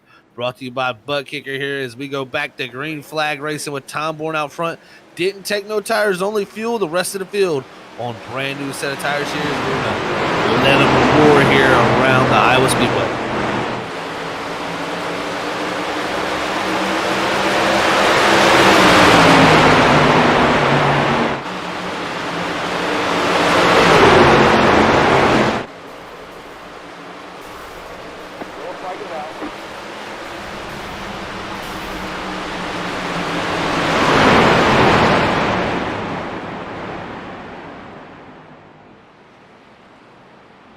And we're back here, ladies and gentlemen, as we have a caution there to end our ButtKicker Crank It Up segment. And, oh no, I saw Eric Stamp had issues, but it looks like it's a parking lot coming off of turn number 4. Looks like around John Forbes in the 11 machine. Looks like he is one of the drivers involved in this incident. Yeah, actually, it all started around the 11 machine of John Forbes and the 81 of Jason Tamer. The 2 of Danny Cochran goes around. I mean, multiple drivers. Dakota Moniz involved. It's just a pile up here. We're going to show you what happened here on the Freaky Fast replay. We're going to see here they go back green flag racing. It's going to be coming off of turn number 4, and it's a huge pile up here as we ride on looking at the 96 of Joshua Freed. He's going to pile into it after that. Yeah, I think it was just a case of, the 11 getting loose. You got these cold tires, with this tire model. Until these tires are warmed up, you really don't want to be pushing it like you would, 5, 6 laps in. So, kind of have to baby the rear end of the truck around this track while those tires are cool, or you may go around. Yeah, and while we were under our ButtKicker segment there, we seen in the background one of the cars get loose, go down the racetrack. That was actually last week's winner, Eric Stamp, in that 53 machine, who had that big slide. So it can happen to any of them, man. It is a moment that happens on cold tires usually, and it's a very sudden sensation, Brian, and it's tough to control. And while all that went down, Tom Bourne, he went straight to pit road. He said, "Nope, that didn't work there." So he come down the pit road and got his 4 set of tires there, because he was quickly getting passed by the drivers all around him. Yeah, and when these tires are cold like they are, and you get a loose like that, and you get a slide, it does happen pretty suddenly. You're in the corner and you're gassing it up, and you're good. You're kind of leaning on them a little bit, but not too bad. And you're good, you're good. And then all of a sudden, it's just like you lose all grip, kind of all in one moment, and it can be pretty hard to manage if you get to that point where that rear end does start coming around. It's pretty hard to catch. So you just on these restarts here with new tires, that you always have to have that in the back of your mind, like, hey, these tires are cold, I gotta take care of them before they get up to temperature, and then I'm good to push them whenever I want to. But and it catches everyone, even the best of the best. New cold tires will catch anybody. It definitely can catch the best of them off guard, and it's all about the feel. Can you feel that truck stepping out before? And there's one way to immerse your feel in the game. And we got interrupted by our ButtKicker segment by that yellow, but let's give a shout out to ButtKicker, because you should head on over to ButtKicker.com to find yourself a ButtKicker gamer 2 that'll help immerse yourself in the simulator, and maybe even help you find out those tires are starting to break loose before you can even feel it in your steering wheel, or see it with your eyes, or hear it with your headphones. ButtKicker Gamer 2 will immerse you into that thing, and it'll feel what you've been missing out there on the racetrack. And I can confirm that, as you can use that discount code FreakyFast20 to get 20% off of any purchase there at ButtKicker.com. Thank you for being a proud partner of ButtKicker, as they've been here Freak Fast for a long time, and we've always loved to show them support here at our broadcast. And like I said, make sure you head out there and check them out, because Man, that could be the difference between having moments like there with John Forbes and drivers like that. It can immerse you in that game and give you that feel that you need to feel them tires slipping out. Absolutely, as we just crossed the 46-minute mark. So just over 45 minutes left in this race. So plenty of time left. Just a little bit longer than what we had in stage one. And Ethan Smith, it looks like actually no, that's just a grid error there. But Ethan Smith, gonna be the leader right here, looking strong. What do you think we're gonna see out of him in this run, Zach? Well, he lost the lead there, technically to Justin Sipes there on that last start. I think this is going to be critical here. He needs to get back out front. He's been the fastest car on the long run, but can he get it done once he's right here in the second spot? I mean, he started in 10th. He worked his way up. Let's see what he can do. Some track position now, as we're going to have about 45 minutes to go left in tonight's race. Pace car is in here as Sipes is going to lead us back to the green flag. Great jump for him there on the outside, as you're going to see Trenton jump now to the outside of that 00, and we'll see what Jump can do. He was up from 17th to 3rd, having a great drive for him. Yeah, John, we were talking about Ethan Smith having good long run speed. Well, Trenton Jump, he's got some pretty good long run speed as well, and we hadn't seen what he can do with clean air yet either. So, got to keep an eye on that 46 truck as the Ethan Smith sliding up into the middle lane just underneath the 46s. Ooh, they make contact on the front stretch, and the 46 goes around.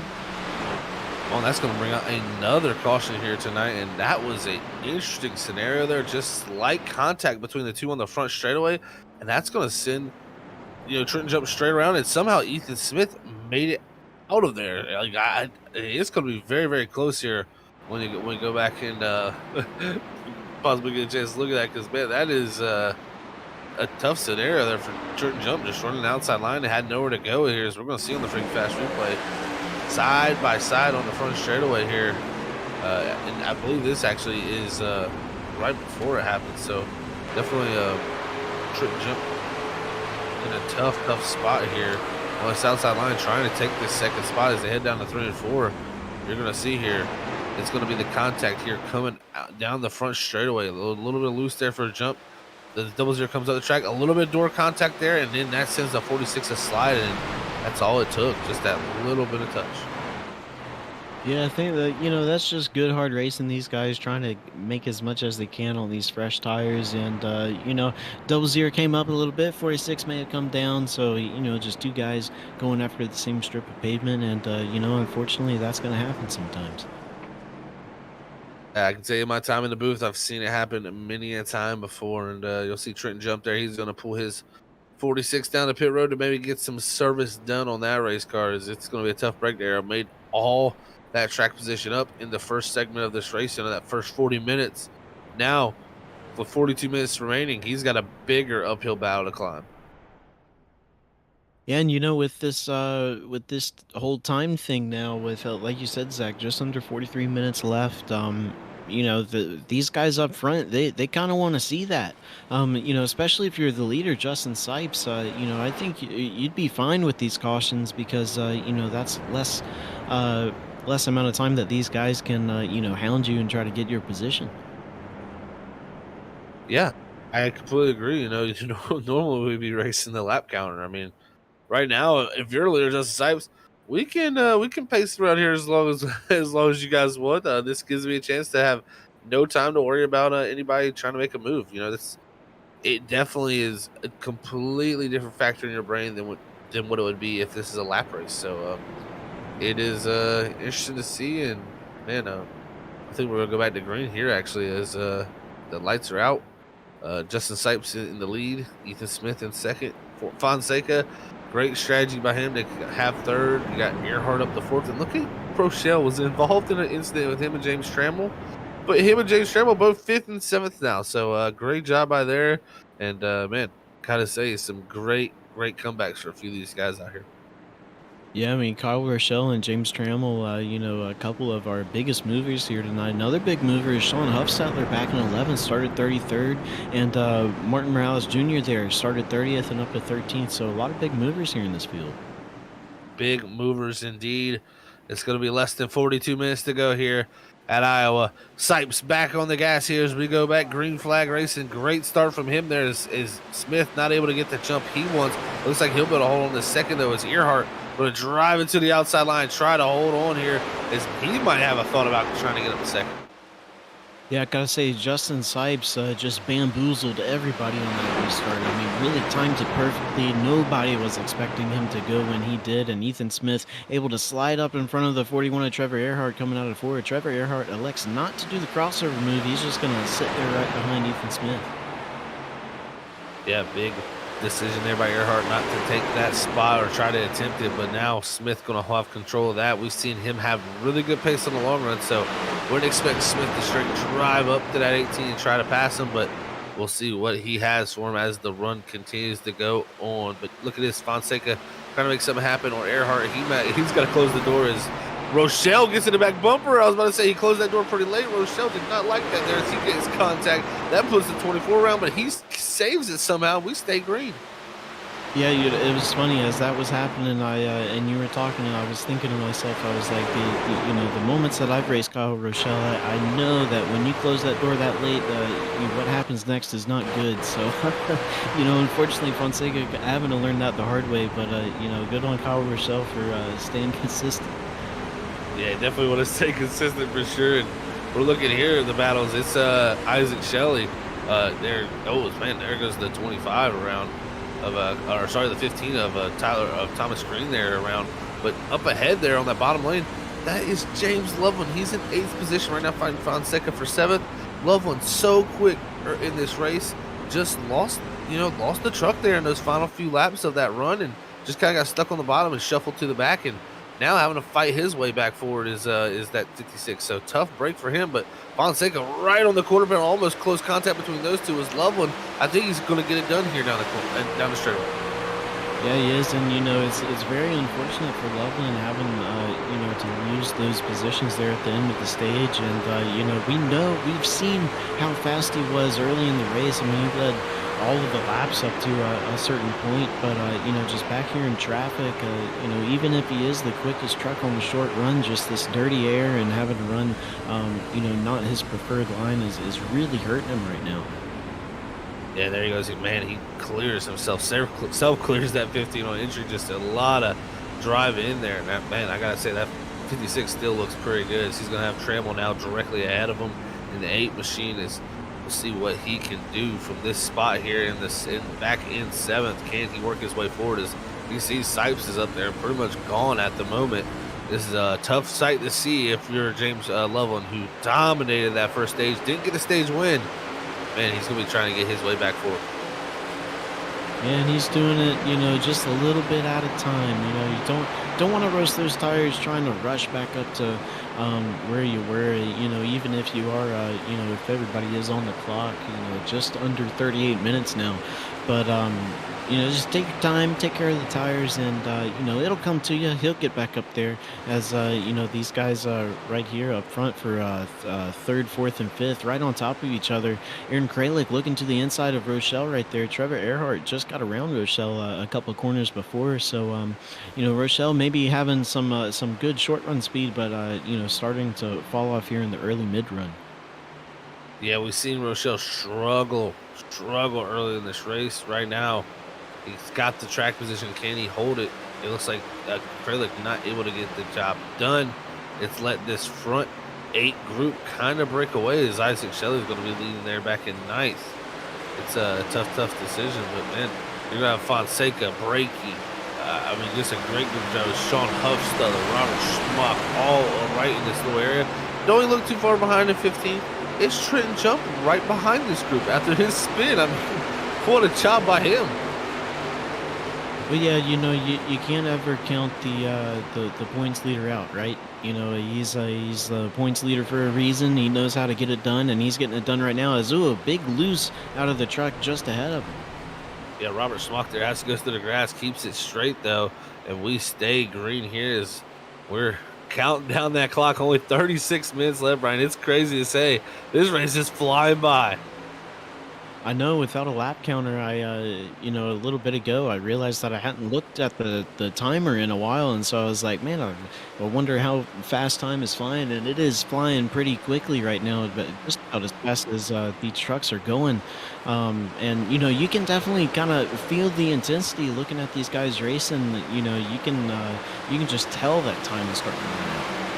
Yeah, and just a few moments ago, we broke that 100 lap mark right now on lap 102 of this race. And yeah, we'll see how many we can get done in these final 35 minutes. It's going to be, I mean, personally, you can get a lot of laps done in the amount of time here at Iowa just due to that 24-second lap time.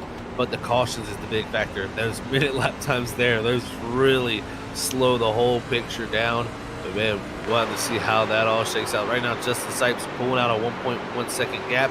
But again, Kyle Rochelle, he's gotten passed by Kralik. Kralik now trying to take that third spot from Trevor Earhart. That battle has been pretty good up there for that third spot. And gotta give Kralik, man, credit. He could be getting to get his best run of the season here. Yeah, and I gotta say, we watched Kralik race a little bit, probably past year, and he's definitely improved quite a bit. And I've been waiting for him to put together a pretty good finish like this, and good on him. He's been working hard, and as long as he can stay out of trouble for the rest of this race, he may come out of here with the podium, but he is gonna have to get around Trevor Earhart to do that. And right now, Trevor Earhart giving him a little bit of trouble. Definitely get a little bit of trouble there, but behind there, you see Thomas Green. He's making the moves. He's on the inside of James Trammell there for position. And Thomas Green, I tell you, I watched him in the practice race. Very, very strong. That 15 is going to be, if he can get some track position, get him in that top three, I would not be surprised to see him possibly competing for a win. But right now, a little bit stuck behind James Trammell and Kyle Rochelle. He's trying to make something to happen here. But, man, oh, man, it's definitely interesting to see. Yeah, and right now I think Kyle Rochelle, that any bit of that short run pace that he had is pretty going there, because these guys starting to stack up behind him a little bit, as Thomas Green able to get around James Trammell right there, now looking on the inside of Kyle Rochelle, and looks like he's just gonna dive it right down in there, and he's gonna be able to pull off the slide job. Is Rochelle gonna look to his inside as they head into turn one? Boy, oh man, what a job by Thomas Green to get it done. And ladies and gentlemen, just so you let everybody know out there, it's 33 to go on our ticker. That means 33 minutes right now still. That is not the actual 33 laps. That's 33 minutes. Some reason our seconds have gone away, and it's very interesting to see that. But definitely, still 33. I can say 33 minutes and 18 seconds left. And I believe once that 18 seconds clicks away, you'll see that drop down to 32 once we hit the 32 minutes. So if you look up there and see 32 to go, 31 to go, that means how many minutes are left, not how many laps, just so we don't have no confusion out there. Yeah, definitely not something we're used to seeing, and gotta say I'm loving this timed race. It's that extra dimension to oval racing is it's great. It's a nice change of pace. It's a little bit refreshing. It is springtime, so gotta get some refreshing. So this timed race, putting that stopwatch on it, a really good way to do that. Oh, it definitely is a refresher. I mean, I believe, Brian, you were actually part of our broadcast that was last year at Pocono. So you're back for both time races, man. That can't be no coincidence. What you got going on with that? Well, I don't know, and you think back to the charity races as well. It seems like, unless I'm wrong, which I might be, but every single timed race that Freaky Fast has been a part of, I've been up here in the booth. Well, actually, no, that might be a factual statement. We're going to get our fact checkers out there for that. But yeah, I tell you what, that is an interesting scenario, man. And you got to applaud the guys here at the Truck Series, all the admin group, for coming up with this great idea. And like I said, it came off a mistake. How better can you learn from your mistakes than to come up with ideas? Well, sometimes that's where the best ideas come from is from a mistake. You got to think it's WD-40. WD-40 was one of NASA's experiments to try to keep water condensation off of the rocket ships back in the 60s, and sure enough, they figured out it had some other uses for it, and pretty much everybody knows what WD-40 is today. So there's your little fun fact for Monday. Hey, we definitely we gotta thank NASA for WD-40. Not only getting to the moon, we gotta thank NASA for, but we gotta thank them for WD-40 because it makes every creaky door go away, and that definitely helps for us guys broadcasting here, all about sound. But man, looking through the field, it's been a great race. Right now, we're looking at 71 Machine Carpool. Gotta say, great looking scheme there. That's Freaky Fast scheme. Gotta thank you, Carl. One of the guys here calling action on Freaky Fast. He's always a great guy to have up in the booth, and always great to have him wearing our colors. And I gotta say, always a big fan of the matte paint schemes. That truck's looking really good. Got the matte black with the bright blue right there. Truck looking sharp to me under the lights. That it does. You gotta love the custom numbers too out there. Those shiny chrome numbers, but he's got a little bit of battling going on. You got Tyler Dingler there, back directly behind 23rd. You also got Cody Dorsey in the 9 there in 24th. So this group here trying to battle for a top 20. And man, as we ride on board, even our producer saying, man, this track is super bumpy. And yeah, that is one thing, folks, you'll notice here at Iowa, especially down in 1 and 2. If you hit the wrong line, there is bumps there that will completely upset the truck. You have to miss them. It's not a thing that can make the truck ride good. You have to miss those bumps if you want to be able to go faster than 1 and 2. Yeah, I mean, I guess the only thing I could compare it to is the bumps in turn 1 at Pocono, right in that middle lane. You can't hit those bumps right. There's just no way. You have to avoid them. And here at Iowa, there's multiple bumps and multiple lanes. So if you're trying to utilize multiple lanes, in a corner, if you're doing some sort of big arcing entries and exits, you got to know where those bumps are, and you got to know how to avoid them. That line's just not going to work. And that kind of ties back into your driving style, and finding the line that works for you. Well, you gotta find the line that works for you and also works for the truck and the bumps. No, it definitely matters when it comes to getting your truck through those bumps. And those bumps are so interesting. As now, look at this battle here. This is Thomas Green. This is Trevor or James Lovell there battling for 4th and 5th, and it was Trevor Earhart who got up into the wall. Actually, got put up into the wall, I believe, by Thomas Green a lap before. So what do we see James Lovell do here? He's trying to make the move on Thomas Green here as we got 28 minutes to go here on the clock as it continues to click away. This battle for a top 5 has been raring on, and this track, like I said, very interesting. 1 and 2, like we were talking about the bumps, so interesting. You got to take certain lines due to those bumps. Then you compare 3 and 4, a completely smooth corner. You can run almost any part of that racetrack. I feel like if there wasn't bumps in 1 and 2, you would see the similar condition to what 3 and 4 is, where you're using everywhere from the top of the groove to all the way to the wall. But that's the beauty and the aspect of this track. It just has characters. Look at this battle back here. 3 wide. Tom Bourne on the inside. Got Logan Breaky up top. And what a battle that's got going on is you got Tamer also there behind. Yeah, and Kyle Rochelle right in the mix of that. He's definitely fallen off as the laps have clicked off here in stage 2, and that is that's part of the reason why this track is difficult. Talking about the lines, talking about the bumps, talking about the character of this track, and you combine all of those together, and if you can't nail it every single corner, every single lap, your tires are just going to fall right out from under you. And I think that's what we're seeing from the 21 right here as he's continuing to fall back, is that just can't get a handle on the tire wear tonight. And sometimes that happens, even to the fastest guys. And you come to some of these tracks like Iowa, very unique. Nowhere else is similar to this. And if you don't have it down 100%, you're going to be missing the mark by a lot. And possibly will be. Look at this Tamer up in 81, just falling back. He's actually 19 laps down, so he's letting that group go by. But Huffsteller here in the 94 up from the 33rd start side up to 16th. He's got Isaac Shelley up ahead. Same with Jorge Fonseca. They make a little contact up ahead, and man, major move for them there. And Huffsteller going to gain a spot out of that, along with I believe that is Joshua Freed in the 96 too. Yeah, I gotta say, we've been catching a lot of the action live here tonight.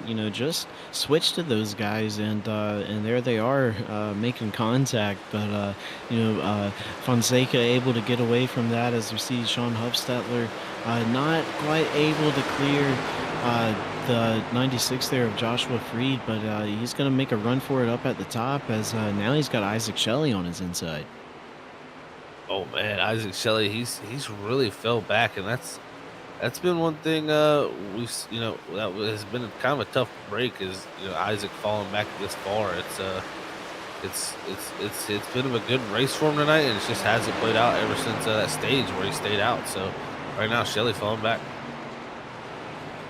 Yeah, and looking at the track temperature, it is down to 81 degrees. The track temp hasn't really changed all that much. I think we're at a less than a 10-degree change from where we started at. Right after the sun went down. So temperature-wise, not a whole lot of track change there, but just sometimes you're quick in the first part of the race, and these other guys learn from running behind you, and they're able to do what you're doing better, and they get around you. Yeah, and you're seeing right here, Huffstall try to make the move on the 96. We're seeing Joshua Freed. Let's see if he can get it done. And I gotta say, with 25 minutes to go, looking up to our leader, Justin Sipes, he is opening up the gap. The driver that's catching him right now would be Aaron Kralik, actually in the third spot. But that double zero, we were expecting a lot out of him, in Ethan Smith. We were expecting him to possibly run Sipes down. He was the quickest car on the long run the last run. But I tell you one thing, we remember the contact he had between him and Trenton jump to the door. That actually caused a good portion of damage. I think that's affecting that race truck. Even though this last two times we've actually seen Ethan Smith make a considerable amount of margin up, as we're comparing Sipes and Kralik right here. Yeah, and I think part of that is that Sipes has actually caught a few lap trucks here. There he is, just going around Alexander Light there, coming out of two. And so I think part of it, he's getting the dirty air off of these lap trucks, and it's affecting his speed. And we'll see if Sipes can continue to hold on. And oh no, actually, we just had a major issue for a lot of drivers out there that just lost connection to our server. It looks like Tanner Johnson, Robert Schmock, Logan Brakey, Thomas Green, and Sean Hufsteller. All of those drivers losing connection, and Eric Stamp, sorry, too, losing connection at the same time. So, Thomas Green, big time there, lost for him. He was running up in that fourth spot. Brakey having a great day. Schmock, Hufsteller, all of them. Hufsteller was really charging through. So, big issue there. And that is unfortunate, as a lot of them try to connect back in here and try to get back out to complete some laps. Yeah, and just kind of looking at where they're from on the entries list, it doesn't seem like it's all from one area. So not quite sure what happened there, but definitely not what these guys are looking for. As some of those guys were starting to put together a pretty good run for themselves. But it happens sometimes. It's unfortunate, but you just move on and do the best you can. As Justin Sipes still continuing to lap these trucks down. Yeah, and Sipes, ever since I started to say he was getting caught, he started to pull it back out. So we'll see if he can continue to do that. But we're looking back here around Christopher Norris, back here 16th spot. You got John McAdam, Tyler Dingler in the 19, who actually just got by McAdam, and along with Cody Dorsey, all those drivers getting by John McAdam there, who's dropping back to around the 19th spot there, as you can push Norris up to 16th, as he's going to have Dingler the next one trying to take position on him. As it's a far gap up to Isaac Shelley in front of him, about 6 seconds.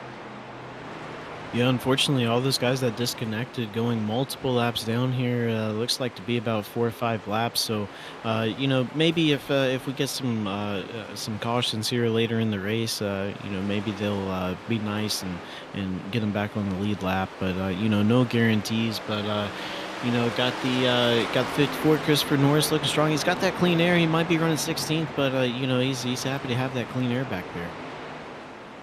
He definitely is right now holding on to this, and with all those drivers dropping out and losing all his spots, it is really opened the door for him. It slid him up to 16th and possibly even a top 15 if we could see a yellow at some points. We still got 21 minutes to go. I mean, that's a little these laps, if you were to look up there and say 21 to go, this race will be over in a blink of an eye, but 21 minutes, still a lot of time still left in this race.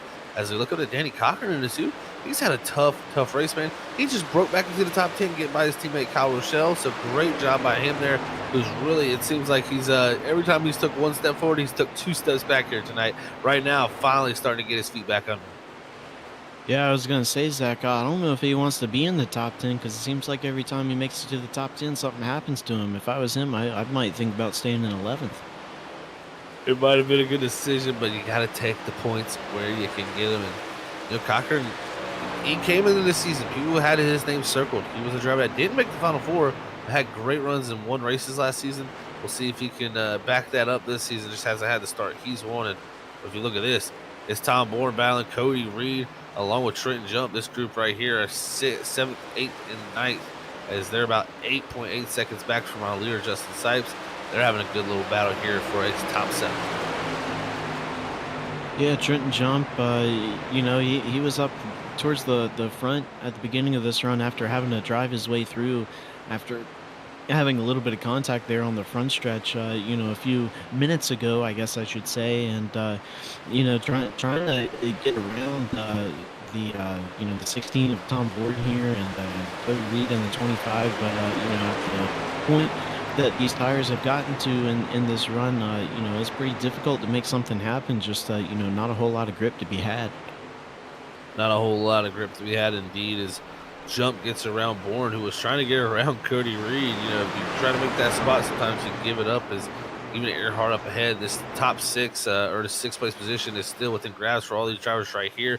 It's a good ways up to James Trammell in the 8 machine, who's having a great run at back there at 5th. He's not too far behind even Loveland, but man, this group here is going crazy 3 wide there as they get past the lapper.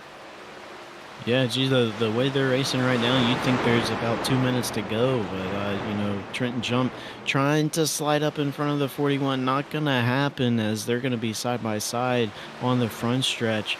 Trevor Earhart really holding that outside lane strong with the 16 right behind him, looking to try to see if he can make an opportunity out of one of these guys doing something.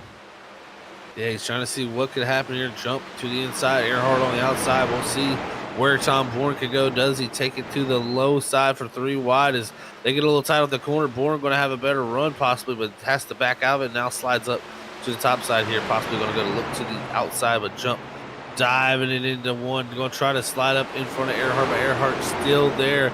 Great racing for the 6th spot.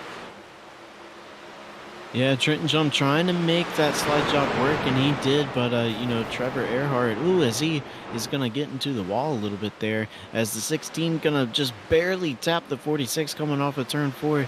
Yeah, I think these guys, it's 18 minutes left, not 8.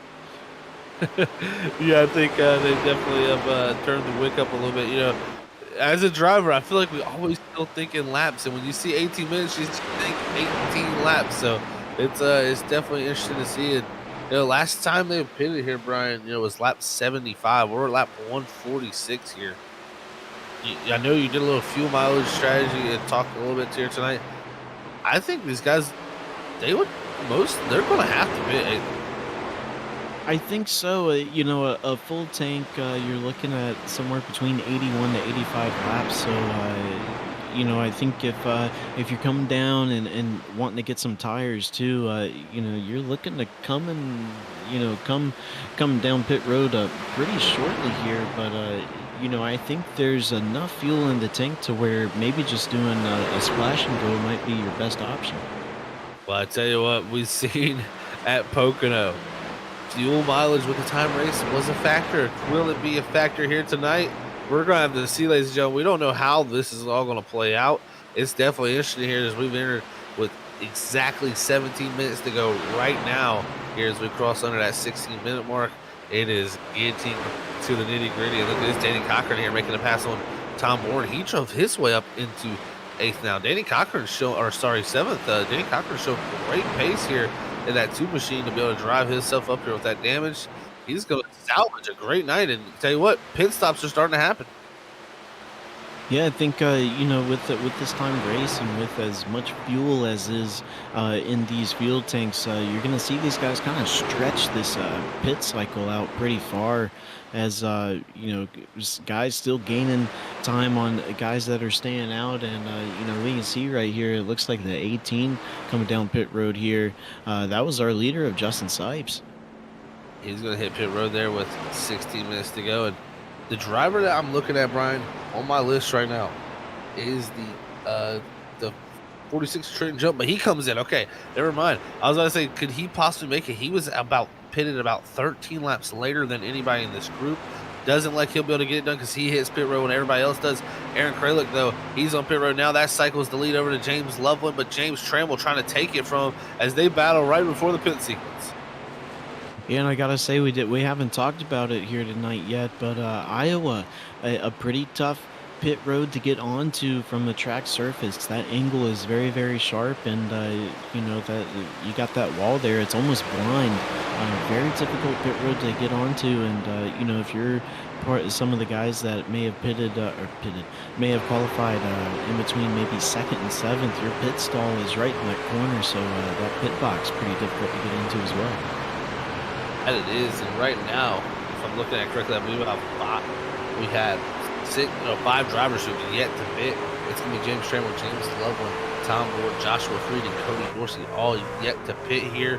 As we're going to see, Trevor Earhart here slow on the bottom side. He's trying to get himself back going. Yeah, I got to wonder, did he miss pit road there? That is actually what I want to go back and check. Actually, no, just loose off of turn 4, Brian, down into the grass and into the inside wall. Oh yeah, I went into that little runoff area right there. Yeah, going back to the cold tires there. James Trammell from the lead.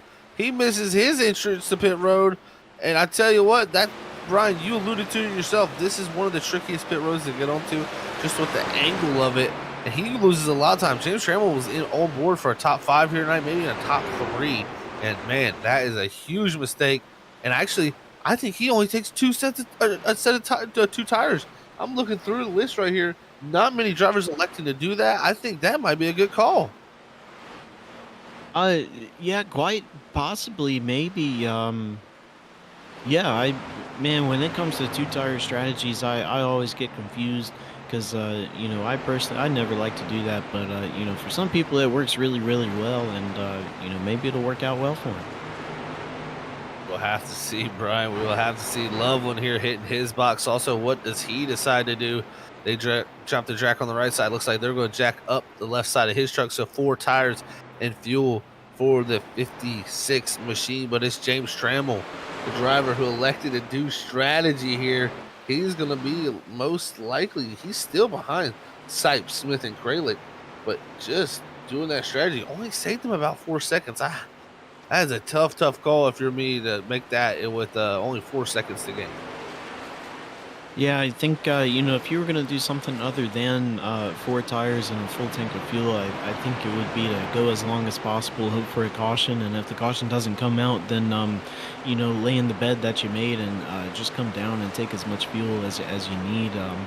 Because, when you take the time to do 2 tires, it only takes, 4 or 5 more seconds to do the other side as well. So usually, time-wise, if you're coming down to do 2, you might as well do 4. Well, it looks like everything has cycled through. Only driver yet to pit, though, still is the 9 of Cody Dorsey here as we see him coming off of turn 4. He's actually already slid back here to the 4th position as Sipes has transitioned himself to the lead. He's got Ethan Smith not too far behind. And just looking at the difference here, Ethan Smith there pitting on, lap 150. And we'll have our leader, Justin Sipes, pitting there on 150. So they're both going to come down on that on lap 149. Both of them. They're going to have pretty even tires. Ethan Smith was able to make about a large amount of gap here. Could we see this 00 put the pressure on here in the final 12 minutes?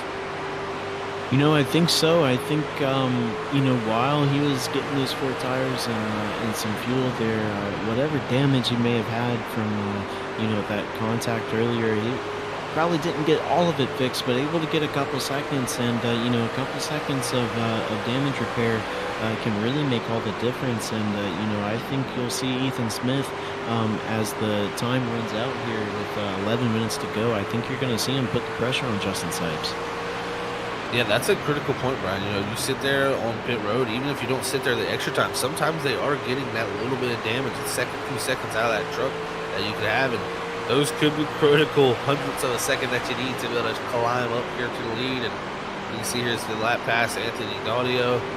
They're going to be trying to get their way up there, and just as they lap pass Anthony Gaudio, he's in 21st. You got to feel for Anthony Gaudio. They're 4 laps down, qualified third. Just has not had the season he's won.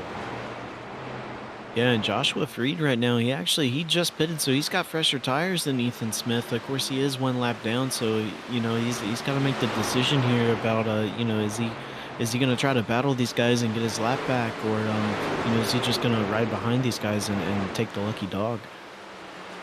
That's tough too, because this could affect the battle. Even if Freed goes up here, passes Smith, gets up to Sipes and starts battling with Sipes, that's what Smith could see. I mean, if you're Smith here, you see this 96 coming up in the mirror, I think you let him go here and see if he can go up there and mess with that leader.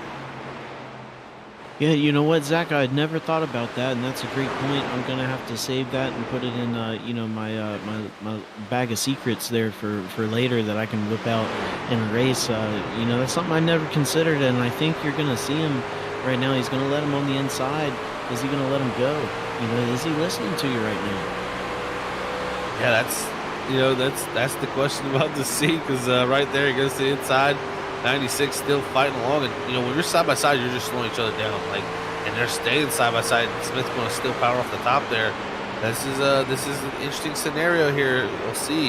Does the 96 drive himself forward? Yes, he does get clear now. He'll see what he can do to get up here with Sipes, and the longer that that Sipes battles him, the more that allows Smith to come into the picture. This is always an interesting scenario when it comes to lap cars.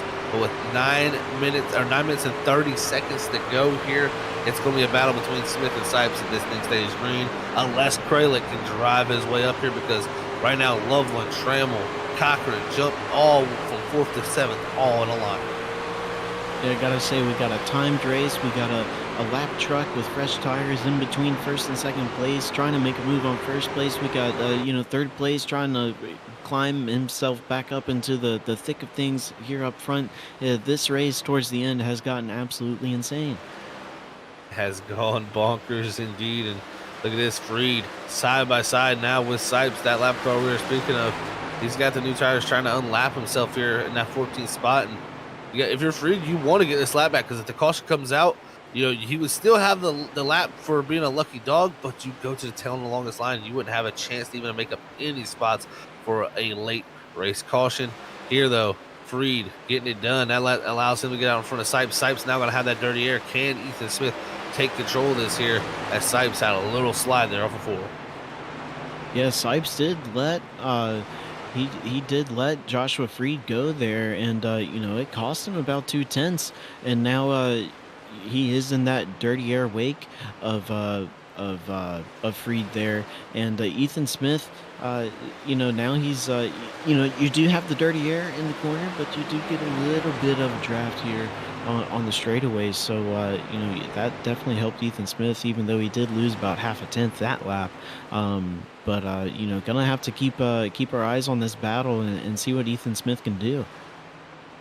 Yeah, we'll see if he can close it down. It's going to be tough. As soon as Sipes gets a little bit of room and clear track, he's able to gap him for here. So it's tough to see, but with 7 minutes to go here, it's still a long time here. Iowa's they're racing against the clock, and I tell you what, Brian, it's going to be fun to see who can pull all this off. The driver that I'm watching right now, who is just charging, is actually James Loveland. He did a great job there to be able to still jump up to 4th. I don't think he'll have enough time to be able to get up to Aaron Kralik or Ethan Smith, but I tell you what, he's still having a great drive. If they have a caution, he could be right in the mix again. We see how fast he was on the short run early in this race.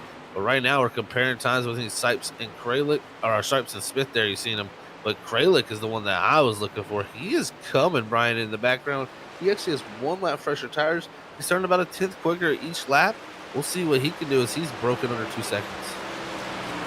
Yeah, I gotta say, if he can keep that pace up, he may be on the back bumper of Ethan Smith here towards the final seconds of this race. He's just got to stay consistent, avoid those bumps, and but he's looking pretty good right now.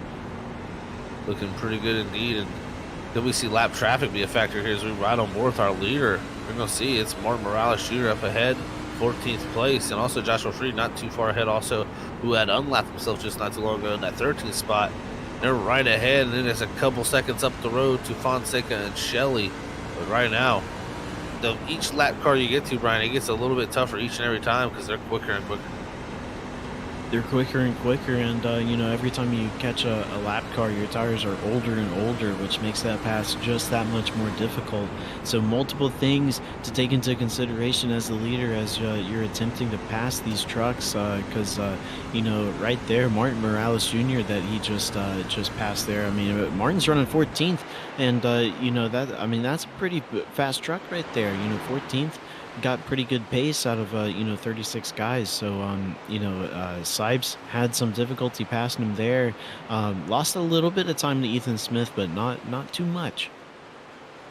Not too much of a loss there for sure. But Sipes all night long from that 4th starter spot has been so strong. I mean, we've seen him have a tough season up to this point. I mean, even looking into it more a little bit, it's not went well for Justin Sipes at the start of the season with 3 starts, no top 10s or top 5 to go along with it.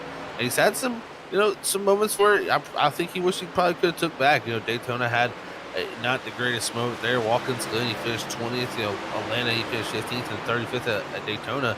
He's looking at an average finish about 23rd coming in here tonight with 42 incidents even leading up into this race. So what a turnaround it's been for him.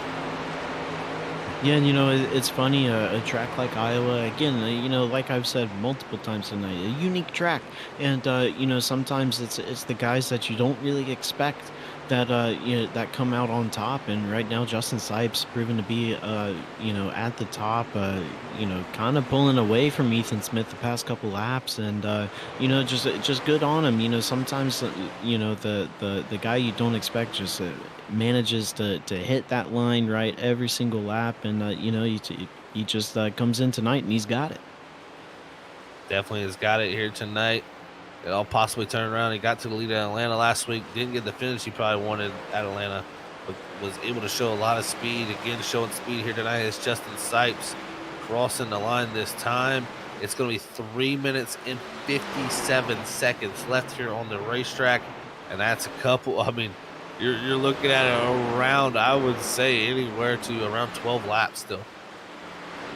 Yeah, 3 minutes doesn't seem, or 3 minutes and 50 some seconds doesn't seem like a lot, but when you consider that a lap around this place, Ethan Smith last lap 24.8 seconds, you're almost able to fit 3 laps around this place in 1 minute. So still a hefty amount of laps to go. Hefty amount of laps indeed to go here. Ethan Smith still trying to close the gap down. Just cannot get close enough. Aaron Kralik, he's also started to fall back a little bit, but James Loveland, he's continued his drive forward. He's only about 3 seconds behind Aaron Kralik. I don't think he'll have enough time to get there, but the pace he's had, man, if we were to get a yellow flag, these guys would be sweating it. But if we were to get a yellow flag, I don't even think we'd have enough time to even, get any racing in with a minute, with 1 minute lap times under caution. That is a good point, Zach, because we've seen where cautions take about somewhere around 4 minutes. So, anywhere underneath the 4 minute mark, I think the race is over. I don't think, green, white checkers are a possibility.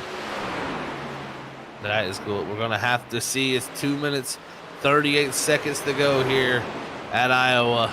Man, oh man, Sipes is saying, I just want to get this over with. Please, can we just have this race done? Because, man, he's had a dominant performance here once he's got to the lead here in the second portion of the race, and has been able to hold on to the lead in front of Ethan Smith for majority of it, with Aaron Kralik back in third. It's 2 minutes, 16 seconds left to go.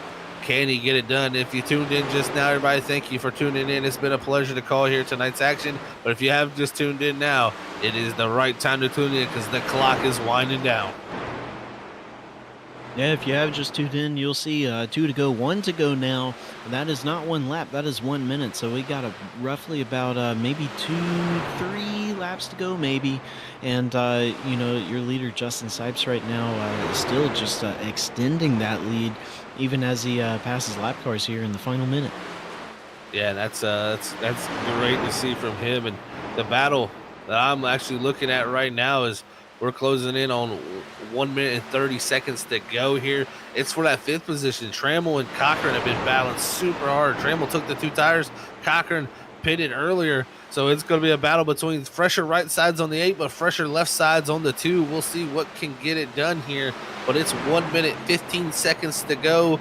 We are not going to see that white flag till about 15, possibly 20 seconds to go in this race, and we'll be looking for that at any moment here in the next minute. Yeah, Danny Cochran trying anything he can do on that bottom lane to try to get a run out of the corner up underneath James Trammell, but just not able to do it. The rear of that truck does not have the grip, and he's going to have to settle behind Trammell for the time being. Maybe if he can look to his outside here in the final closing laps, he may be able to have something for him, but, just on that inside line right now, not working. Not working indeed. It says 0 to go on our clock, but we got 36 seconds left here at the Iowa Speedway. Justin Sipes, he's opened up a second gap back to Ethan Smith at about 2.1 back to Aaron Kralik as Sipes rounds out of turn 3 and 4 this time. He'll be looking up to the flag stand. He'll be looking to see, is it the white flag? Barty the flag man, he's waving it. White flag is in the air. Fletcher's floor, see white flag here at the NAISCC Truck Series Race Car Graveyard. Justin Sipes trying to make it one more time around this racetrack to see if he can pull it off here and get this victory done. Sipes in control as he head to 3 and 4 for the final time. 1 second back to Ethan Smith. It's going to be the first victory of the season as Sipes cross the line. It's going to be checker flag for Justin Sipes. Man, and what a drive by that man in the 18 truck. All night earlier in the race, we were talking about the 00 of Ethan Smith and the 56 of James Loveland, but Justin Sipes comes up with the win tonight and beats out Ethan Smith and Aaron Kralik in 2nd and 3rd. What a drive from Justin Sipes there to pull off his first victory of the season. Is going to be happy times from that driver there, as like I said, it just hasn't had the season to go for him at this point. And it's now all turned around here at Iowa under the clock, too. I must point out, is there the fireworks go off in the background. We'll see how Sipes wants to celebrate his race as he continues to pace around this Iowa Speedway. Brian, I tell you what, man, racing against the clock, it's going to have to be something that I think more leagues need to think about. Yeah, I was sitting here earlier in between our stage break there, and I was thinking, I was like, man, I kind of wish this would become mainstream. This is a lot of fun from a broadcasting perspective, but I think I'd love to race one of these things. I completely allude to that too, Brian. That is a really cool thing we've seen here tonight being pulled off. As you see Sipes being able to burn it down here on the front straightaway here. Your winner tonight for the LP24 clothing. Race against the clock at the Iowa Speedway. It's been a pleasurable time here for us. An hour and 35 minutes of just great truck racing as the 18 has concluded most of his post-race celebrations. He continues, I say, to burn it down. We're going to go step away for a few moments as we get our top 3 up here. It's going to be Justin Sipes, Ethan Smith, and Aaron Kralik here. We have a chat with after tonight's race. Don't miss anything here. We'll be right back.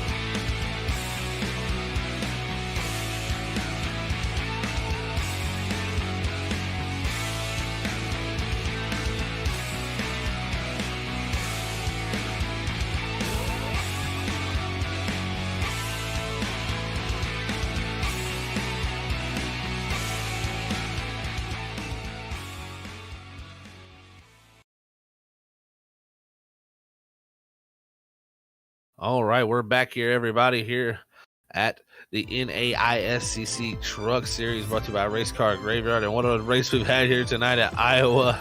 Just a great one here. And it was a timed race of an hour and 35 minutes of just nonstop action here at the Iowa Speedway. But we're going to talk to our top three now. It's the third place man. It's that 01 of Aaron Kralik. What a race it was for him tonight, and just having a great finish. Let's have a chat with Aaron, though. Aaron, it's Zach and Brian up in the booth. You got a copy, man? Yes, sir. Well, I tell you what, Aaron, great run here tonight, my friend. Got to be really happy coming in here tonight to be able to get another top 5 in your back pocket and your first top 3 here of the season. So, man, that's got to feel great, and it's got to be a good points night, even with John Forbes and Trenton Jump not having the greatest night. Oh yeah, no, it's a huge monkey off my back. In this league, first season this season. This is my first interview, top 3, and so it felt nice, especially at a home track here at Iowa. So man, that bottom, I got that puppy to roll all night long. It felt really nice. Hey, Brian, or hey, Aaron, it's Brian in the booth, and first podium here, first interview. Glad to see you up here, and just kind of talking about that. We've seen over the course of last season and this season. I mean, you have significantly improved, and is that just a matter of running more practice laps, or has your mindset changed going into these races? Uh, well, I think practice laps, yes. Equipment is another thing. I got newer pedals, but then just the mindset of easy in, easy through the apex, hard out, save your tires. You never know if you're gonna have a long green flag run like that last stint here tonight. It's just sort of a save and pray everyone else burns their stuff up before you do. Well, Aaron, man, what a drive it was from you here tonight. Gotta say, this has got to be some good momentum build up for you, especially with a good start to the season for you, especially points wise. How you feel about heading off into Chicagoland? We got coming up next week, man. Ooh, Chicagoland. I love that track. I did pretty well in the Cup Series there at the season finale. I love the track in general. Really looking forward to it. Like I said earlier, just try to save your tires. That track is known for long runs. So yeah, no, just keep the truck under me, and don't put it in the wall coming out of 2. That's my biggest goal. Well, Aaron, I tell you what, man, it was a great job here tonight from yourself to bring it home into that third position. Congrats on that. And before we let you Thank get you. out of here, anybody wants to shout to? Yeah, I just want to say shout out to my other teammates, Thomas, Tram Jam, Ryan. 2 of them had not the best luck, but they'll come back from that.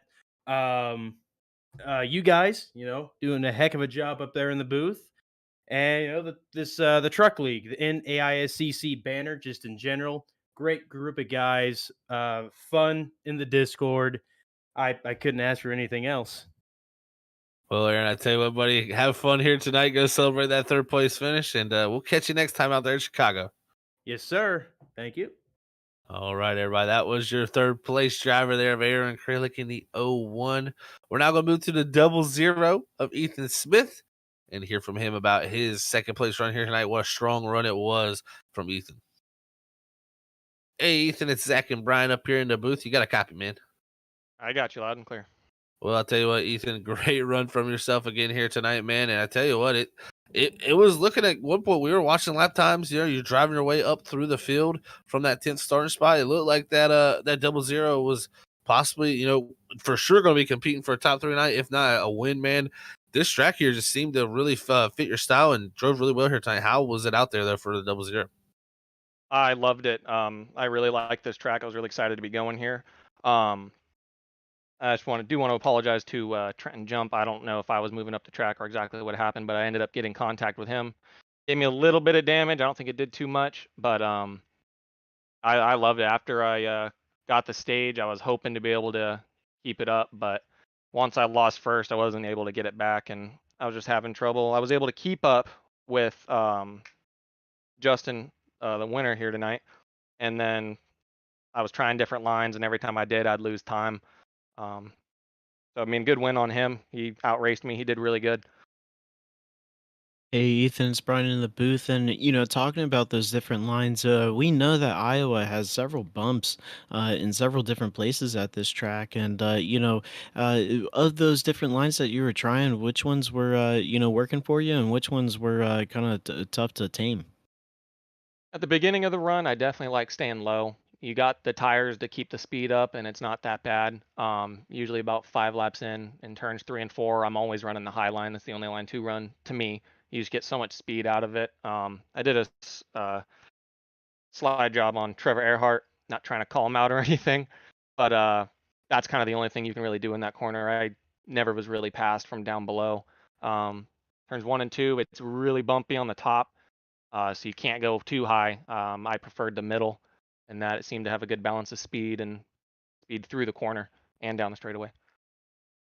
Yeah, it definitely showed to be a good factor for you here tonight, Ethan. Man, a great run, and I'm sure many more of them to come this season, buddy. But before we let you get out of here and get ready for Chicagoland next week, anybody want to send a shout out to for your second place finish here tonight? My friends and family for watching. Anyone else that may be watching. You guys for putting this on, and Danny Hot Lab Designs for my scheme.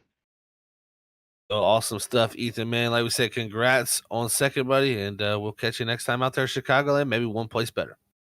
Thank you. Plan on it. All right, everybody. That was your second place driver to 00 of Ethan Smith. Now we're going to move on to our race winner. And yes, it is. It's Justin Sipes in the 18 machine from Premier Motorsports. And what a drive it was from that group. Let's hear from Justin Sipes after having a tough start to this season here in this 18 machine. He turns it all around here after tonight being 19th coming into points. He's going to get that victory. Hey, Justin, it's Zach and Brian up in the booth. You got a copy, man? Yes, sir.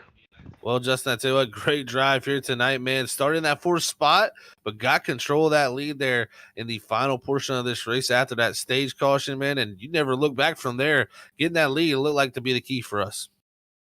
Yeah, track position was pretty big. Me and Ethan were just talking about it. It seemed before the stage, I mean, we were running equal lap times on used tires, but it was like when he was out in front, I couldn't quite get to him, and when he was behind me, he couldn't quite get to me. It's like arrow in the corners, but it doesn't do you any favors with the draft. But freaking wild, dude. I was driving my butt off there at the end of the stage and pretty much that whole second half. I mean, that was all I had.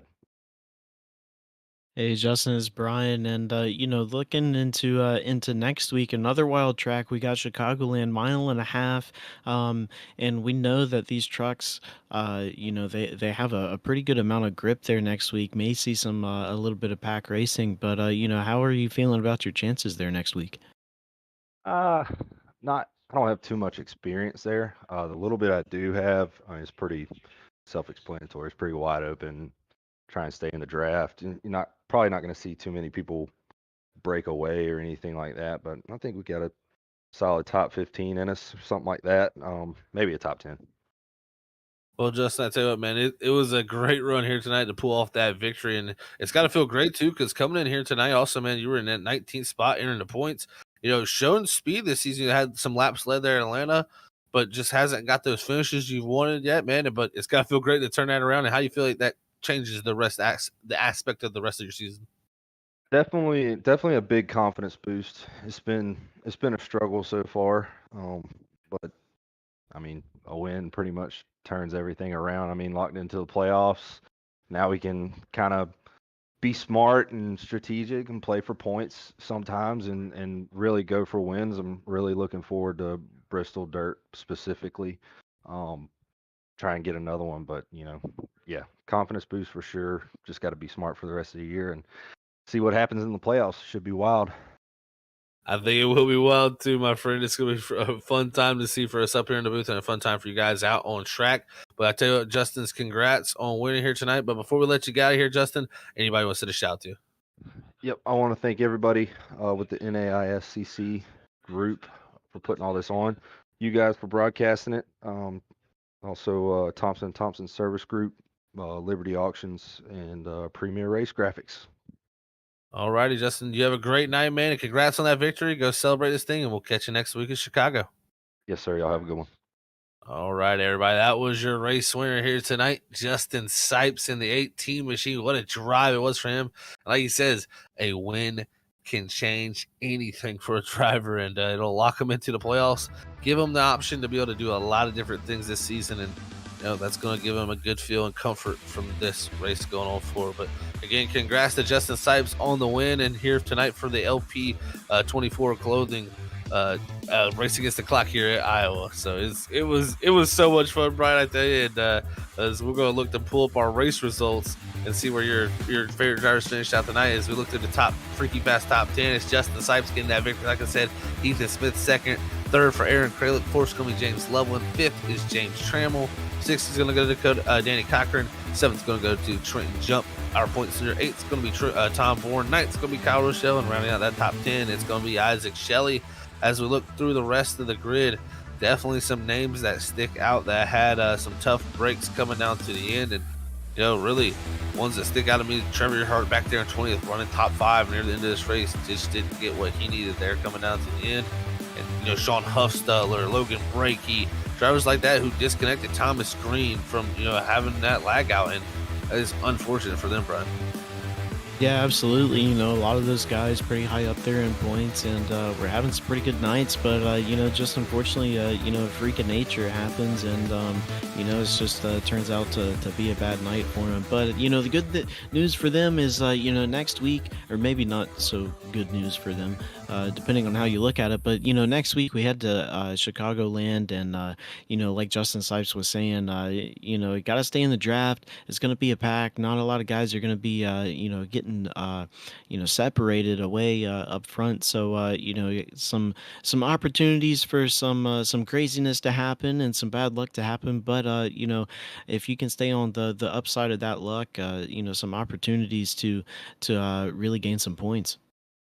That it will be, and I tell you, tonight was so fun calling all the action under the lights here at Iowa, under the time of the clock there, an hour and 35 minutes of racing here at Iowa. It was so much fun, but like you said, we got Chicago coming up next week here at the NAISCC Truck Series. But I tell you what, don't miss out also, because we got one more race this week before we close out our week of broadcast here at Freaky Fast Broadcasting, and that's Wednesday night at 8:30 there at the Underdog Racing League at the Chicagoland Speedway. So make sure you come out to us here on Freaky Fast Broadcasting at 8:30 on Wednesday night if you want to watch some more great racing action that we're able to bring to you fans at home. And man, we can't wait to bring that.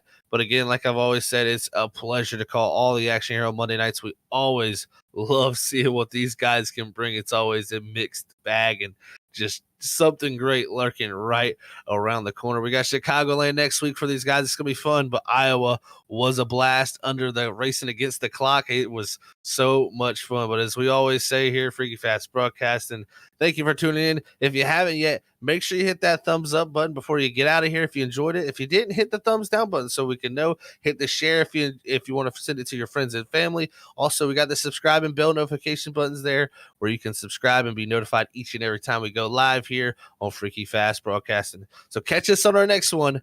Peace out to everybody out there.